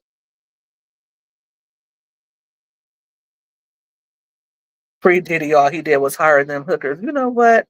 Noise like y'all go ahead and like give my live a thumbs up while y'all talking about Free Diddy. Because think about that. If that was your daughter that he did that to, would you be like Free Diddy? Hmm? Would you say Free Diddy if that was somebody you loved? You think it has to be unanimous, Butterfly? But will it be a hung jury if like one or two people say they can't convict? Would that be a hung jury, or will he won't be exonerated? Will he?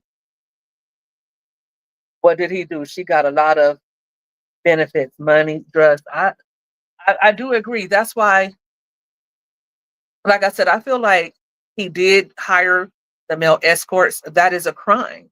He did distribute. He did have the drugs, and he did transport them. Um, that is a crime. What else did he do? He did. He did do those things. So those are the crimes that I feel like he should. I mean, even if he got off of everything else, he's not getting away with uh the human trafficking. He's not getting away with that because they have proven that he did that. He's not going to get away with that.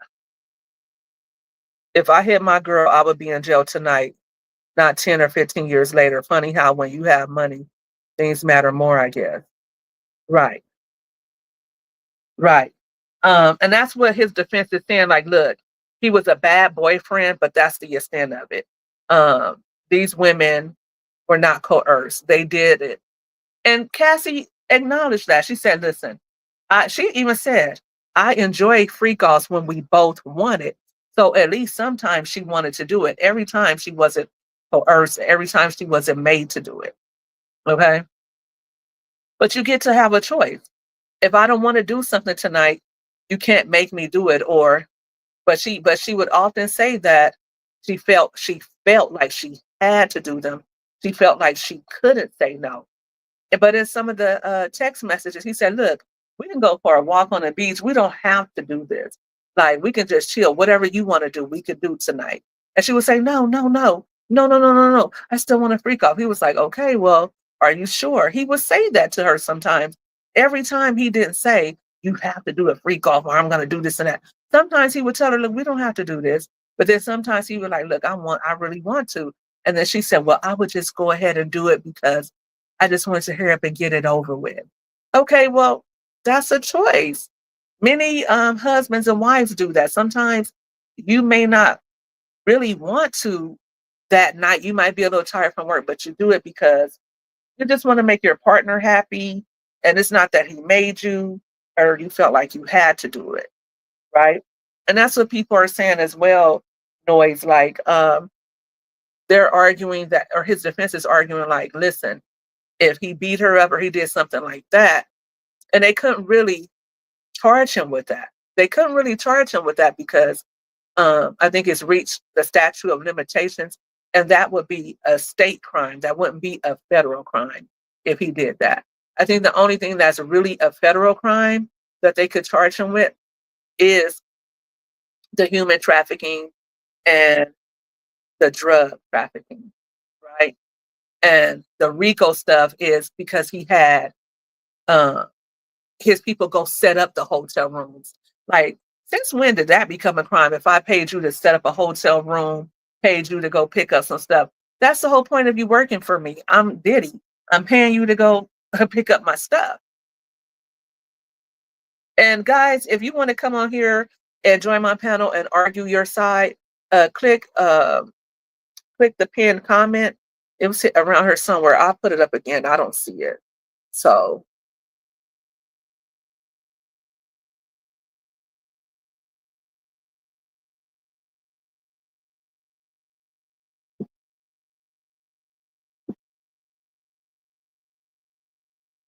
there it is. If you want to, oh no, it's not there. So if you want to join my live or join me on the panel, go ahead and click that link right there that I just put. Noise like says, in my opinion, is just a public shaming of Puff. I still don't see why he deserves to be in jail for an extended period of time. Do you want to give him 5 years for paying hookers? I get it. Let me see. Okay, TSM, you're able to get up here. All right. What's good, TSM? Yo, yo, can you hear me? I can hear you. Yeah. So I mean, I'm thinking he's guilty for a couple reasons, right? And one of them reasons is just the fact that he paid off Cassie, and that right there, she got so much more on him. You can just imagine, you know, the devil don't make one mistake. Is what I'm trying to say. And what he did with Cassie and paid her off and acknowledged it with the apology afterwards, you gotta try to, go in your brain and figure out how many more of these people. It's of course some of the stuff people saying is probably lies, but how many of these people is telling the truth on this man? You know what? You sound really low. Um, okay. Hello? All right, let me switch my microphone. I'm gonna switch my microphone over. Okay. Okay.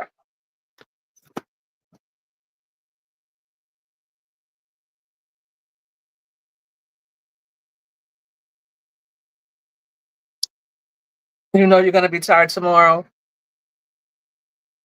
but you couldn't click off because you're really enjoying the life. Thank you for tuning in. But girl, get you some sleep. We on here kind of late. These lives can get like that, especially when everybody is giving their opinions and when it's a hot topic like this. But yeah, get you some rest. James Peterson, they have not proven none of Um, those charges against Diddy. Okay. Go ahead, TSM. This better? Yes, what much better. Okay, well, yeah, basically, I was just saying, like, with him paying off Cassie with the settlement and everything like that, he obviously was guilty of what he done, even though he did acknowledge it afterwards. And I'm just going leaning more towards the guilty side because I'm feeling like Cassie was just like probably the first person that had guts to come out all the way again. This is a powerful dude.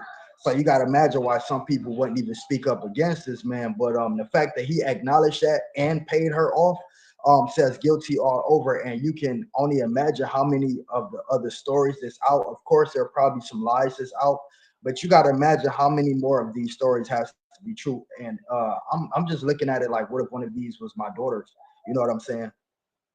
Definitely, if it was one of my daughters, I would want his head. But, you know, the mother knew about it. Cassie's mother knew about it because she said she had to pull money out of her home because he said he wanted money from her because of something that had to do with Cassie. Hey, Kendi K, how you doing?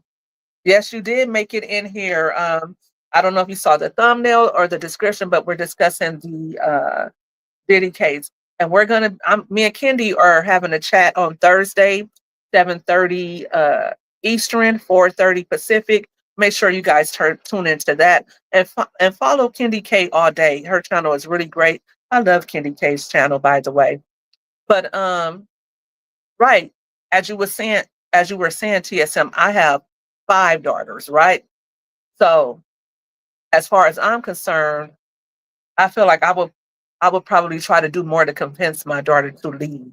The mother testified, and his defense didn't even ask the mom any questions. They knew not to open up that can of worms. They let her get right off this stand. But she said that Diddy blackmailed her daughter and said that if she didn't pay $20,000, he was going to expose her videos. He ended up giving the mother back that money a couple of days later, but he still did threaten to expose her. And you're right about that. As far as if it's your daughter, would you want them to be treated like that? I don't understand how she stayed so long and her parents knew, because at that point they knew there were tapes. And this was like 2012, I want to say. I'm not sure which year it was, but it was a while ago. Kim Um, Johnson says not guilty. two more things I wanted to ask you, Miss Shetty, before I get off of here, right? Okay, Okay. so I've really just now started to keep up with this case, and I've noticed there's like a lot of YouTubers that sit outside the courthouse and they will interview these people that's coming inside and out. And one of the guys that's representing P. Diddy was actually like one of his friends. He was a black guy, Uh-huh. and he was saying how like he was acknowledging like, yeah, the YouTuber was asking him, have you ever been to some of these Diddy parties? And he was saying like yes, and he was saying like, yeah, there was underage girls there, but you know, yeah, he was literally saying this stuff like, yeah, it was underage girls there, but he didn't have nothing to do with it, just saying this type of stuff. And so I wanted to ask you, as a female, do you think that that's going to hurt his case? And another question I wanted to ask you is, Well, hold nowadays on. Let this, me answer that. Let me okay, answer that so I can stay, so I yes, can ma'am. keep my mind fresh on that. I believe if there were any underage girls, the prosecution would have loved to present that. They literally had everything that Diddy did from 2008 up until now. If they had evidence that there were children involved, they would have said it. They told everything else. They told about the dozens of men. They told about him. Uh, the stuff that I don't want to repeat it here because I just don't. This is not that kind of show tonight. Maybe at another time. But the things that Cassie said he had her doing, the things that Jane Doe said he had her doing, it's like it doesn't really get any worse than that. Even except if he had included children in it, right? He was really doing some wild and crazy things. So if they were willing to tell all that stuff, if they had proof, they would have said it. Um, they said that he kidnapped people, he blew up cars. They accused him of some of everything. If they had some type of proof, Cassie was there with him for 10 years. Jane was with him for about 3 or 4 years. They would have said it. They would have said that. So I just think that's what people who were trying to sue him were saying. And remember, almost none of those people who have lawsuits against him, and it's like 100 cases against him, none of those people were on the stand. So the only people that were on the stand were girlfriends of Diddy. It was and his personal assistants, people that were really closely linked to him. It wasn't people that attended parties. It wasn't other celebrities like Jay-Z. These were people that lived with him at some points, people who traveled with him, people who had something to do with his everyday business. KK, his right hand girl, as he calls her, his personal assistants that were there cleaning up before and after the room, actually going out to get different drugs and things like that. Everybody that testified was closely linked to him, and they knew everything about him. These are people that had his cell phones and that would text people, oh, Diddy's not here. These are people that were really close to him, and they knew everything about him, probably knew everything about his children, their birthdays. They had to for their job. So if he had children involved, they would have told it. I don't see why they wouldn't have told it. And the prosecution had all of those text messages and emails. It would have been there. It would have been somewhere. What was your other question, TSM? Okay, last question before I get from up here. Now, normally this type of stuff did not work back in the day, but it seems like no matter how disgusting the case may be or the accusation may be, if you get into a big situation like this, normally if somebody beat this case, it literally boosts their career. Like they be more famous than what they was, regardless of what they go to jail That's for. not going to happen with him. That was what I'm That's gonna. not going to happen with him. That didn't happen with him. It didn't happen with Bill Cosby. I think when you get accused of things like this, and then especially because it has elements of uh, LGBTQ, and this is supposed to be a virile black man who was esteemed in the rap community and things like that. This is Diddy, and he has different women. So everybody knows you like to do this now. And the type of things they said he liked to do. I mean, it just got really wild, really crazy. It's like, I don't want to know that much about people. And I don't think, I don't think I could ever, as a woman, knowing that that's what he likes to do, like which women is going to want to openly walk down the street holding his hand? And everybody knows this is what Diddy likes. So I'm sure there is, because look at Kanye West. He has a he has somebody that's walking next to him, and she never has on anything at his behest. And they said that they have the same type of relationship. And Jane Doe, they believe, was with them when they were having the FO with one of the guys that she and Puff used. So don't be surprised if you see that very big celebrity be charged with some of the similar things that Puffy is being charged with. I feel like that's coming down the pipeline after this trial is over. Well, I thank you so much for allowing me to come up here on this platform and give, my take and ask you the questions I wanted to ask you. I'm Thank gonna you for thank. joining. I appreciate you for coming up here. And yeah, anybody else want to come up and state their case, whether you think uh, Diddy is guilty or innocent? You can come on up. Just hit the link. It's up here. If you scroll up a little bit, you'll see the link to join me on the panel and give your take about the Diddy case. Because I haven't done this already, but if you're still here in the chat, please go ahead and like this live, and also put a 1 in the chat if you think Diddy is guilty, and put a 2 if you feel like he is innocent.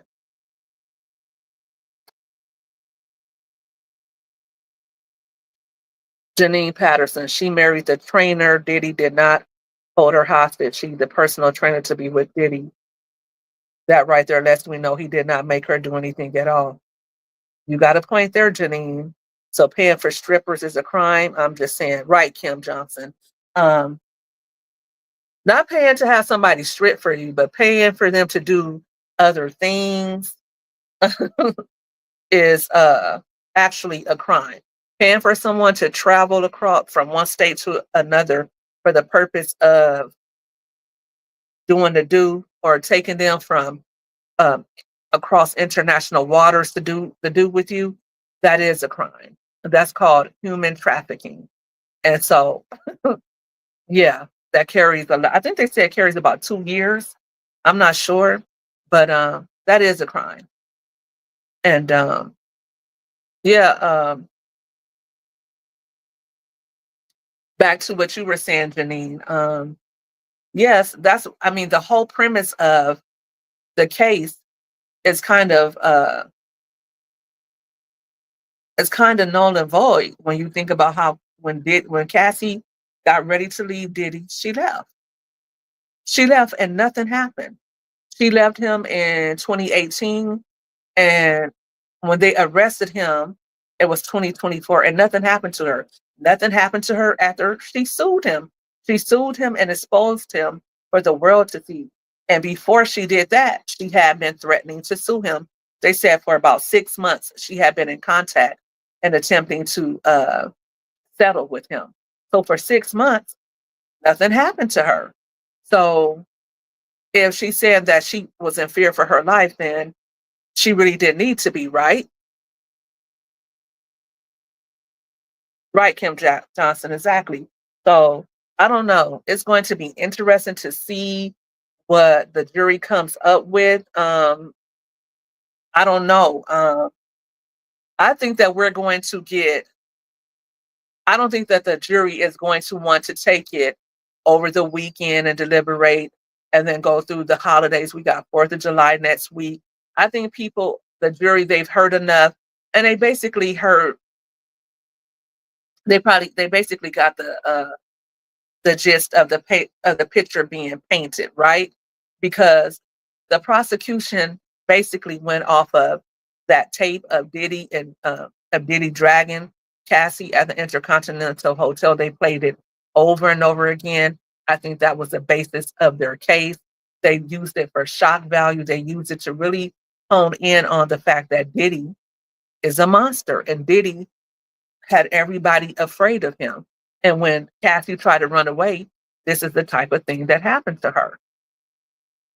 Folks better hope their sons don't never be in this position. I would hope, I'm glad I don't have sons, but I would hope that my son wouldn't do those type of things that Diddy did. I'm not going to act like Diddy is an angel or like Diddy isn't, that Diddy shouldn't be charged. I don't feel like that. I don't feel like he's I don't feel like I don't feel like Diddy is someone that is being railroaded. Janine Peterson says, I know he is not a nice person, but I think he will get charged with something, but not all charges. I think if I was a betting woman, I would say that Diddy is either going to get a hung jury, or they're going to be split on the charges. Some of them, I don't think he's going to get convicted of it all. I would be surprised if he got guilties across the board. I don't think he's going to get not guilties across the board either. I think what I really think, and I really believe is going to happen is they're not going to convict on the RICO. They're not going to convict on the coercion. They are going to convict on the human trafficking for sure, because there's no way that can be denied.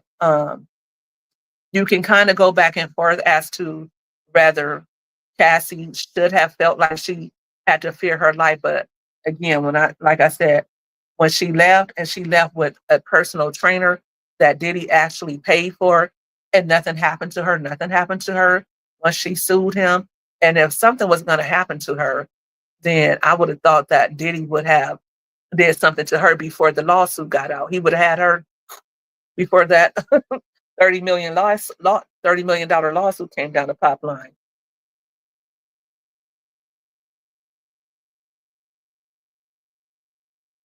And he didn't just gift his girlfriends. He had them, Kim Johnson, he had them committing crimes.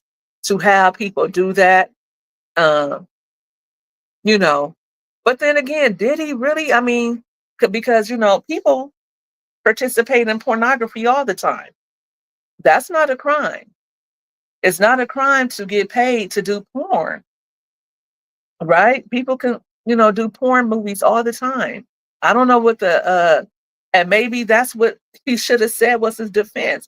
Like, look, I like seeing real life porn, and I paid them to do it, and they did it. That's what would have been my defense. Like, I'm a cuck, I like to watch. I'm a voyeur who likes to watch, and I paid them to come do this for me because I wanted discretion and I wanted to be able to film in the privacy of my own home. But because that's what it was, really, right? Uh, him filming them and doing pornography with them. But it was the drug use, I think, that made it, that gave it the ick factor. I think it was staying up for days and um, having them go past the limit of human capability, because it wasn't just that, okay, we get down like this and we have a night of fun. Okay, who wouldn't be down for that with Diddy? I don't know, not me, but somebody, I guess, right? A lot of women would say, okay, I party with Diddy, we had fun, we did this. The girls like that these days. We did a little blow. I got a 10 or 20,000. We were in Turks and Caicos. I was with a stud muffin. Some people are into those things. I don't judge. But when you get to doing it 5, 6 days in a row, 2, 3 times a month, you're tired. Like, they had to get IV drips to be able to come back to life. At least 2 charges, and you're right, that video will play a big role in his prosecution. Exactly, Janine Peterson. I think that's why they took every opportunity that they could to play it over and over again. And I wonder if it was Cassie or if it was the prosecution. The prosecution said, "Oh, we didn't put it out. We didn't put it out." But it was mighty funny that after uh, they raided his house, the tape suddenly came out. So Cassie got Diddy coming and going. Whatever he did or didn't do, whatever he was or was not guilty of, she got him. She got him because she got her money. She humiliated him in front of the public. She got him good, right? Hell has no fury like a woman scorned, right? She got him back. So yeah, I hope people are learning from this. That's what I hope. If somebody is not your girlfriend, if somebody is not your wife, then even then, like, just keep it between you two. We saw T.I. and his wife Tiny. They had a few women accuse them. No charges were ever brought behind it, but it caused them to lose their show on VH1, and it hurt them. It hurt them, and they're just now starting to get a little bit better PR. But the whole world was accusing them of trafficking women and assaulting women. And I think that if men and women keep everything between them in the bedroom and not have other people join them, I think the world would be a lot better, right? But people want to invite third parties in. They want to, and I remember, let me digress for a minute. I remember, I think it was 2008.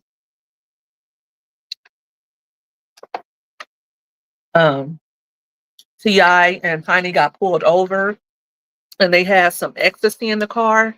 They had Tiny and they had T.I. And they was with another couple.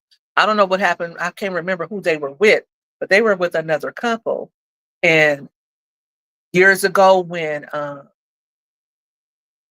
Rob Kardashian and Black China were getting into it back and forth on the internet, T.I. spoke up and said something to, he got in the middle of it. He shouldn't have said anything, but he got in the middle of it. And Rob Kardashian said, wait a minute, didn't you and Tiny pay her to come have a threesome with you? And then T.I. immediately shut up. And you would think, like, why would you stick your nose in that anyway? But I guess maybe he didn't think that Black China had told Rob that. But that's how a lot of them get down. A lot of them party that way. A lot of them like to invite other people into their bedroom. A lot of celebrities have women who will willingly do it for free. So even some of the escorts said, hey, I would have did it for free. Cassie's a beautiful woman. Okay, Kim Johnson says, if you fly your girlfriend out and give her, it's a RICO, being a freak is not a crime.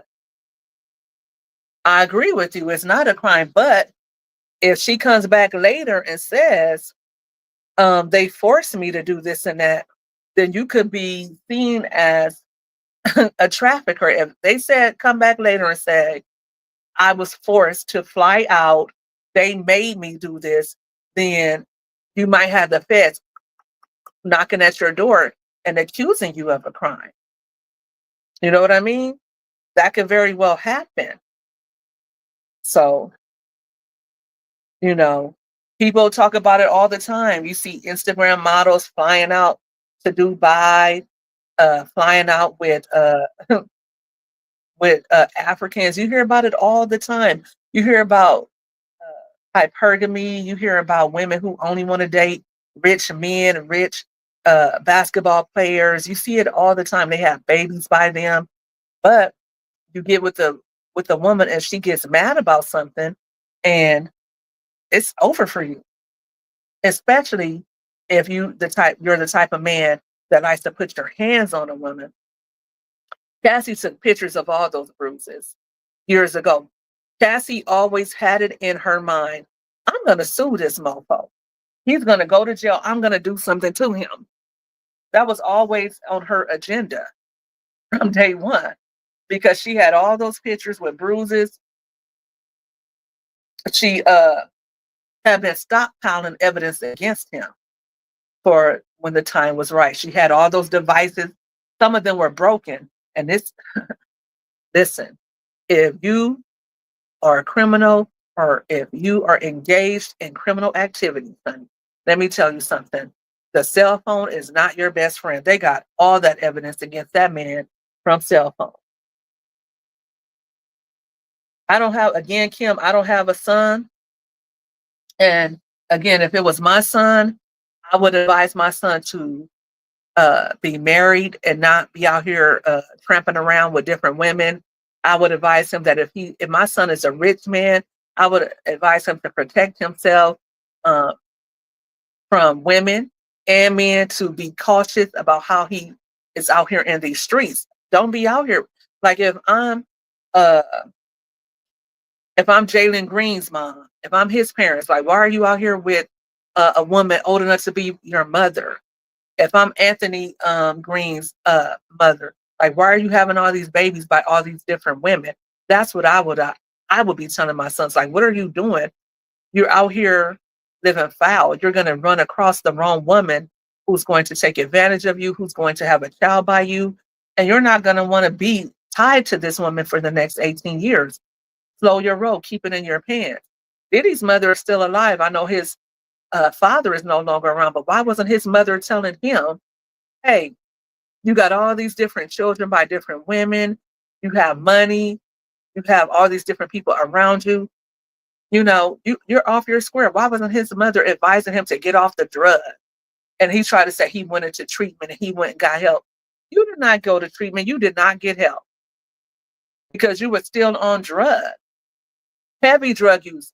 And Diddy OD. He actually OD. So he was putting his life in danger. He was putting those women's life in danger. Those women Kathy could have OD'd at any time. He had her pumped up with so many different things. How do I know he didn't get treatment? I don't know if he got treatment or not, but I know he was still using, because when the feds picked him up and arrested him, he still had ketamine, the pink cocaine. He still had that. He still had all the freak off, different stuff. He had not stopped doing anything. He he was still, his train was still trucking along. So whether he did or he didn't, it didn't work. It didn't work. And like I said, I feel like he's guilty, Janine. He is. I didn't want him to be guilty. I didn't want him to be, because I was a fan of his for a number of years. But the truth of the matter is, he did hire male escorts. He did whoop on Cassie. He did have those narcotics. You don't have to be selling them, Kim. You don't have to be selling drugs for it to be a RICO. You just have to be distributing them. And he was distributing them. He had He was buying lots of work. He was doing them. He was giving it to his girlfriends. He was giving it to the escorts. He was having people, his personal assistants, go pay for it, go pick up his work, all of that. He was having people get prescriptions and different names for him. He was doing a lot. Puffy was doing a lot. You would think he would have more discretion than that. I mean, and then, like I said, he didn't do anything to anybody to prevent them from telling. As a matter of fact, and this is why I will say this, I will give you this.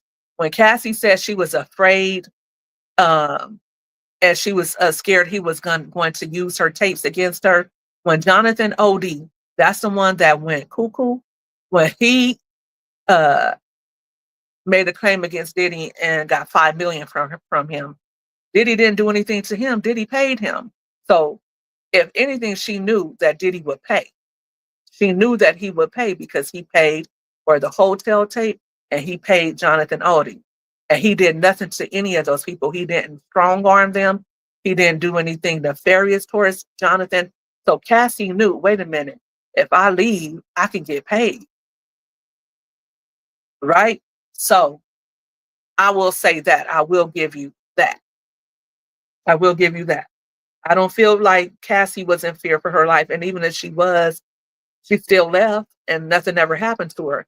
Jonathan Odie, he was able to get $5 million and probably got hooked on some type of drug with all that money he had that made him lose his mind.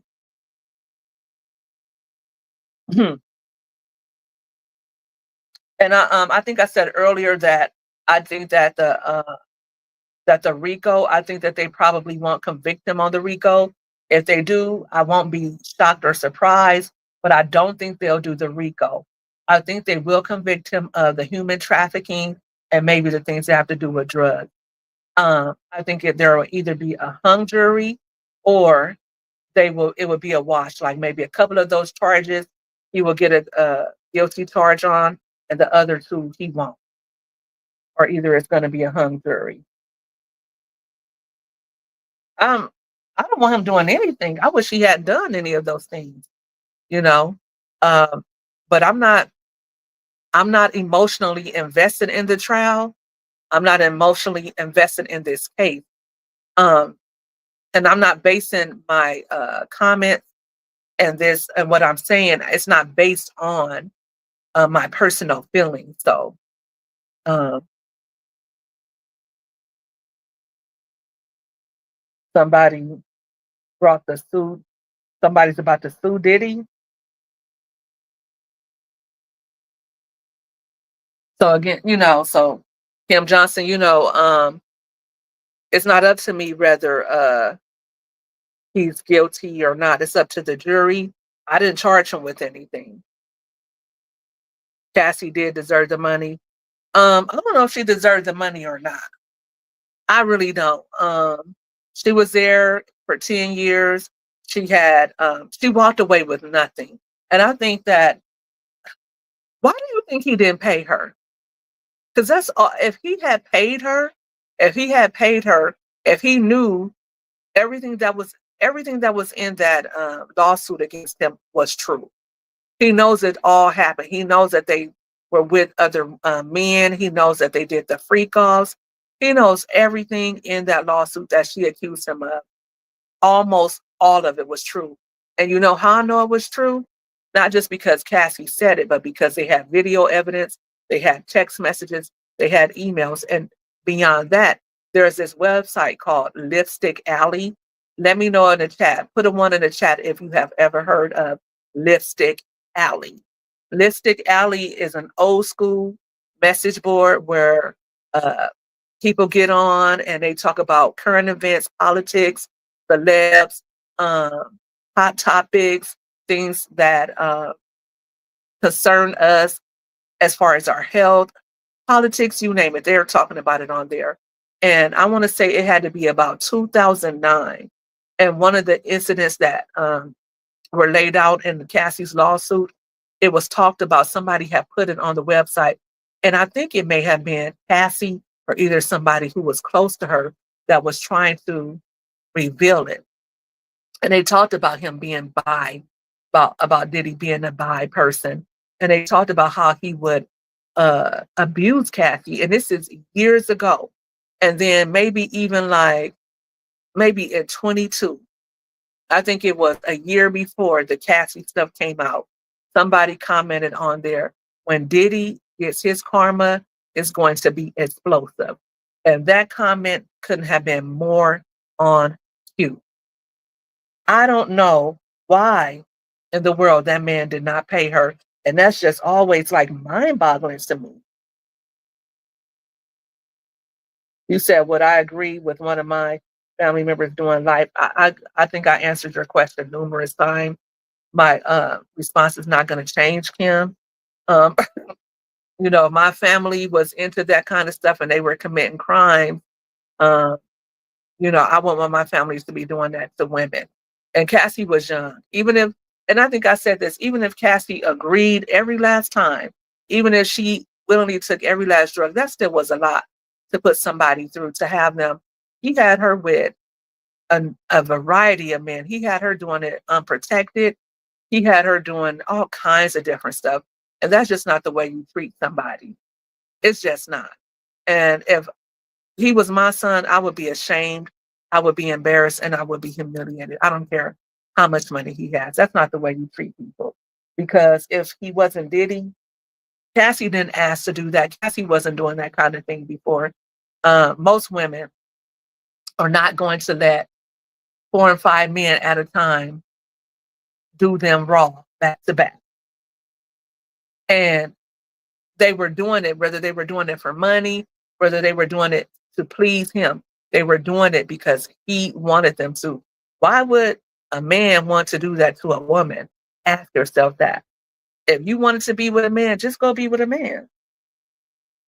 Why make why make the women that you're with do that kind of thing? That you don't think that's weird, Kim? Why was he having those women do all those different things? Why was he paying all those men to come and do all those different things and to be in a hotel room with him, to the point where they're damaging the hotel to the tune of $50,000, $100,000? He's paying all this money because he has them in baby oil, and baby oil is all over the room. They're saying that uh, human liquids are all over the place. All these biohazards. Why was he doing all of that? Kim Johnson, stop the cap. We all got a Cassie in our family. No, speak for yourself. Like Cassie and Diddy, speak for yourself. Are you one of those Cassies, Kim Johnson? Is your man a Diddy? Because it seems like you speaking from experience, girl. I don't know who's behind that thing, but sorry, I mean, I wasn't talking about you, but if this is, if this is hitting home, I'm sorry, but your man shouldn't treat you like that. I know some people like to swing, some people like to indulge in those type of behaviors. That's up to you. I mean, consenting adults can do whatever they want to, but I just wouldn't do it. I don't think that anybody, I don't care how old you are, I don't care if all participants are willing, I don't think anybody should have a third party in their relationship. And this is why you're asking for trouble, right? That's just how I feel about it. Real talk. But yeah, like I said, thank you all for tuning in. I appreciate you all for giving your comments, and it's no hard feelings. I don't have a dog in this fight. Diddy isn't my son, and I don't have a son, him. But like I said, Diddy was somebody that I was very much a fan of. So from that aspect, when the charges first came down the pipeline, when the lawsuit first came out, there was no proof.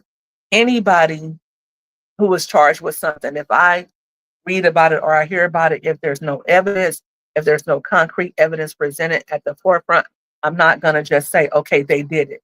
I'm not that type of person. But a lot of what they charged him with, a lot of what was presented in court, it feels like a crime. It feels like Diddy was doing whatever he wanted to do to the people in his life. And it feels like some of the bad acts committed against people, whether you want to say it was a federal crime, whether you want to say, oh, it was just assault, it feels like he was having his way at the expense of others and not really caring who he hurt. Don't you care about that, Kim Johnson? Don't you care that other people were hurt by Diddy? That doesn't matter to you that people were left damaged as a result of working with him, as a result of loving him. Some women were hurt really bad. That's not cool. And you said it's just domestic violence. Like, women are losing their lives to domestic violence every day. Long after the bruises healed, women have to live with the mental aspect of being in a relationship like that. Cassie says she will never be the same. And who knows why she said that? If she meant mental, if she meant physical, because she was with a lot of people. She couldn't even count anymore. She didn't even remember how many people she had been with. And I think that was just crazy to hear. You know what I mean? But yes, thank you guys for tuning in. I think I'm going to go ahead and wrap this up. Um, Janine, what are you saying? Me too. He should go to jail for abuse of women. Yeah, I think that I don't know if the time he's already done. I don't know if the public humiliation is enough. I don't know how much time he should do. Now that I won't judge him on. I won't say, oh, he should go for the rest of his life. I don't know if he should. I don't know how much time he should get, but I definitely think that if he caused anybody harm, a settlement should be given to them. And I think that he should be convicted of something. I think that he should have had to spend some time in jail to atone for some of the things he's done. But how much time? I don't know. I don't know. And like I said, starting to say earlier, I hope men are learning from this. You would have thought that they would have learned from the OJ case when he went on trial for uh, the unaliving of Nicole. But so much more than that, what was on trial was men abusing their wives and domestic violence. I don't think men have learned anything from that. From, they probably watched their own mothers be abused, which is unfortunate.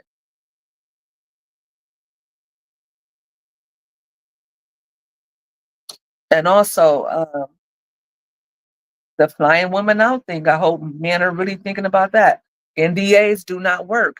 Find you a wife. A man who finds a wife finds a good thing. Find you a wife and be open and honest about what kind of life you want to live. And like I said, put all that crazy, weird predilections that some of you have, put them all behind you. A new dawn is reckoning. A new day is coming. And for all those men who like to indulge in reprobate acts, you won't be able to do it for much longer. And women, have more respect for yourself. If you know that you don't want to do something, say no and mean it. And don't allow money and fame to cloud your judgment. Because I think also, as much as Diddy needs to accept accountability for what he's done and his behavior, so do the women. So do the women. They knew better. I mean, if you didn't want to do it, don't do it. Go on about your life. And if he made you do it, as soon as you got a chance to escape, record him and report it to the police. Send it to all the news media so everybody will know the type of person he is. There was a lot of things that those women could have did, but they chose to stay. They chose to accept the money. Cassie chose to file a lawsuit, never went to the police. Never went to the police. If Cassie had filed her lawsuit years ago, then the women who are speaking out years later and testifying about recent acts, that never would have happened to them. All women should have to go, and before getting money and before suing, all women should at least have to attempt to go through the legal process.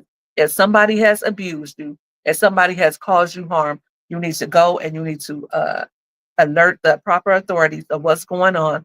And then it doesn't matter if that person is found guilty or not. And then and only then, after you have went through the trial, you can file for your lawsuit. Because I see a lot of women who feel like, oh, well, maybe he made me do it, or maybe I was drunk, I think, but he was drunk too. Diddy was drunk too, and just as high as a kite as Cassie was. Everybody was. The- So maybe he wasn't responsible for his actions either. I don't know. It's getting late. Again, thank you all for joining and tuning in. I'll be back on this thing tomorrow. I don't know what the topic would be yet, but like I said, if you haven't already subscribed to my channel, please go ahead and do so. And also, if you haven't gave this live a thumbs up, do that as well. I thank you all for tuning in and giving your opinions. No hard feelings if your opinion is different from mine. It's just an opinion. All right. Talk to you guys later. Have a good night. God bless.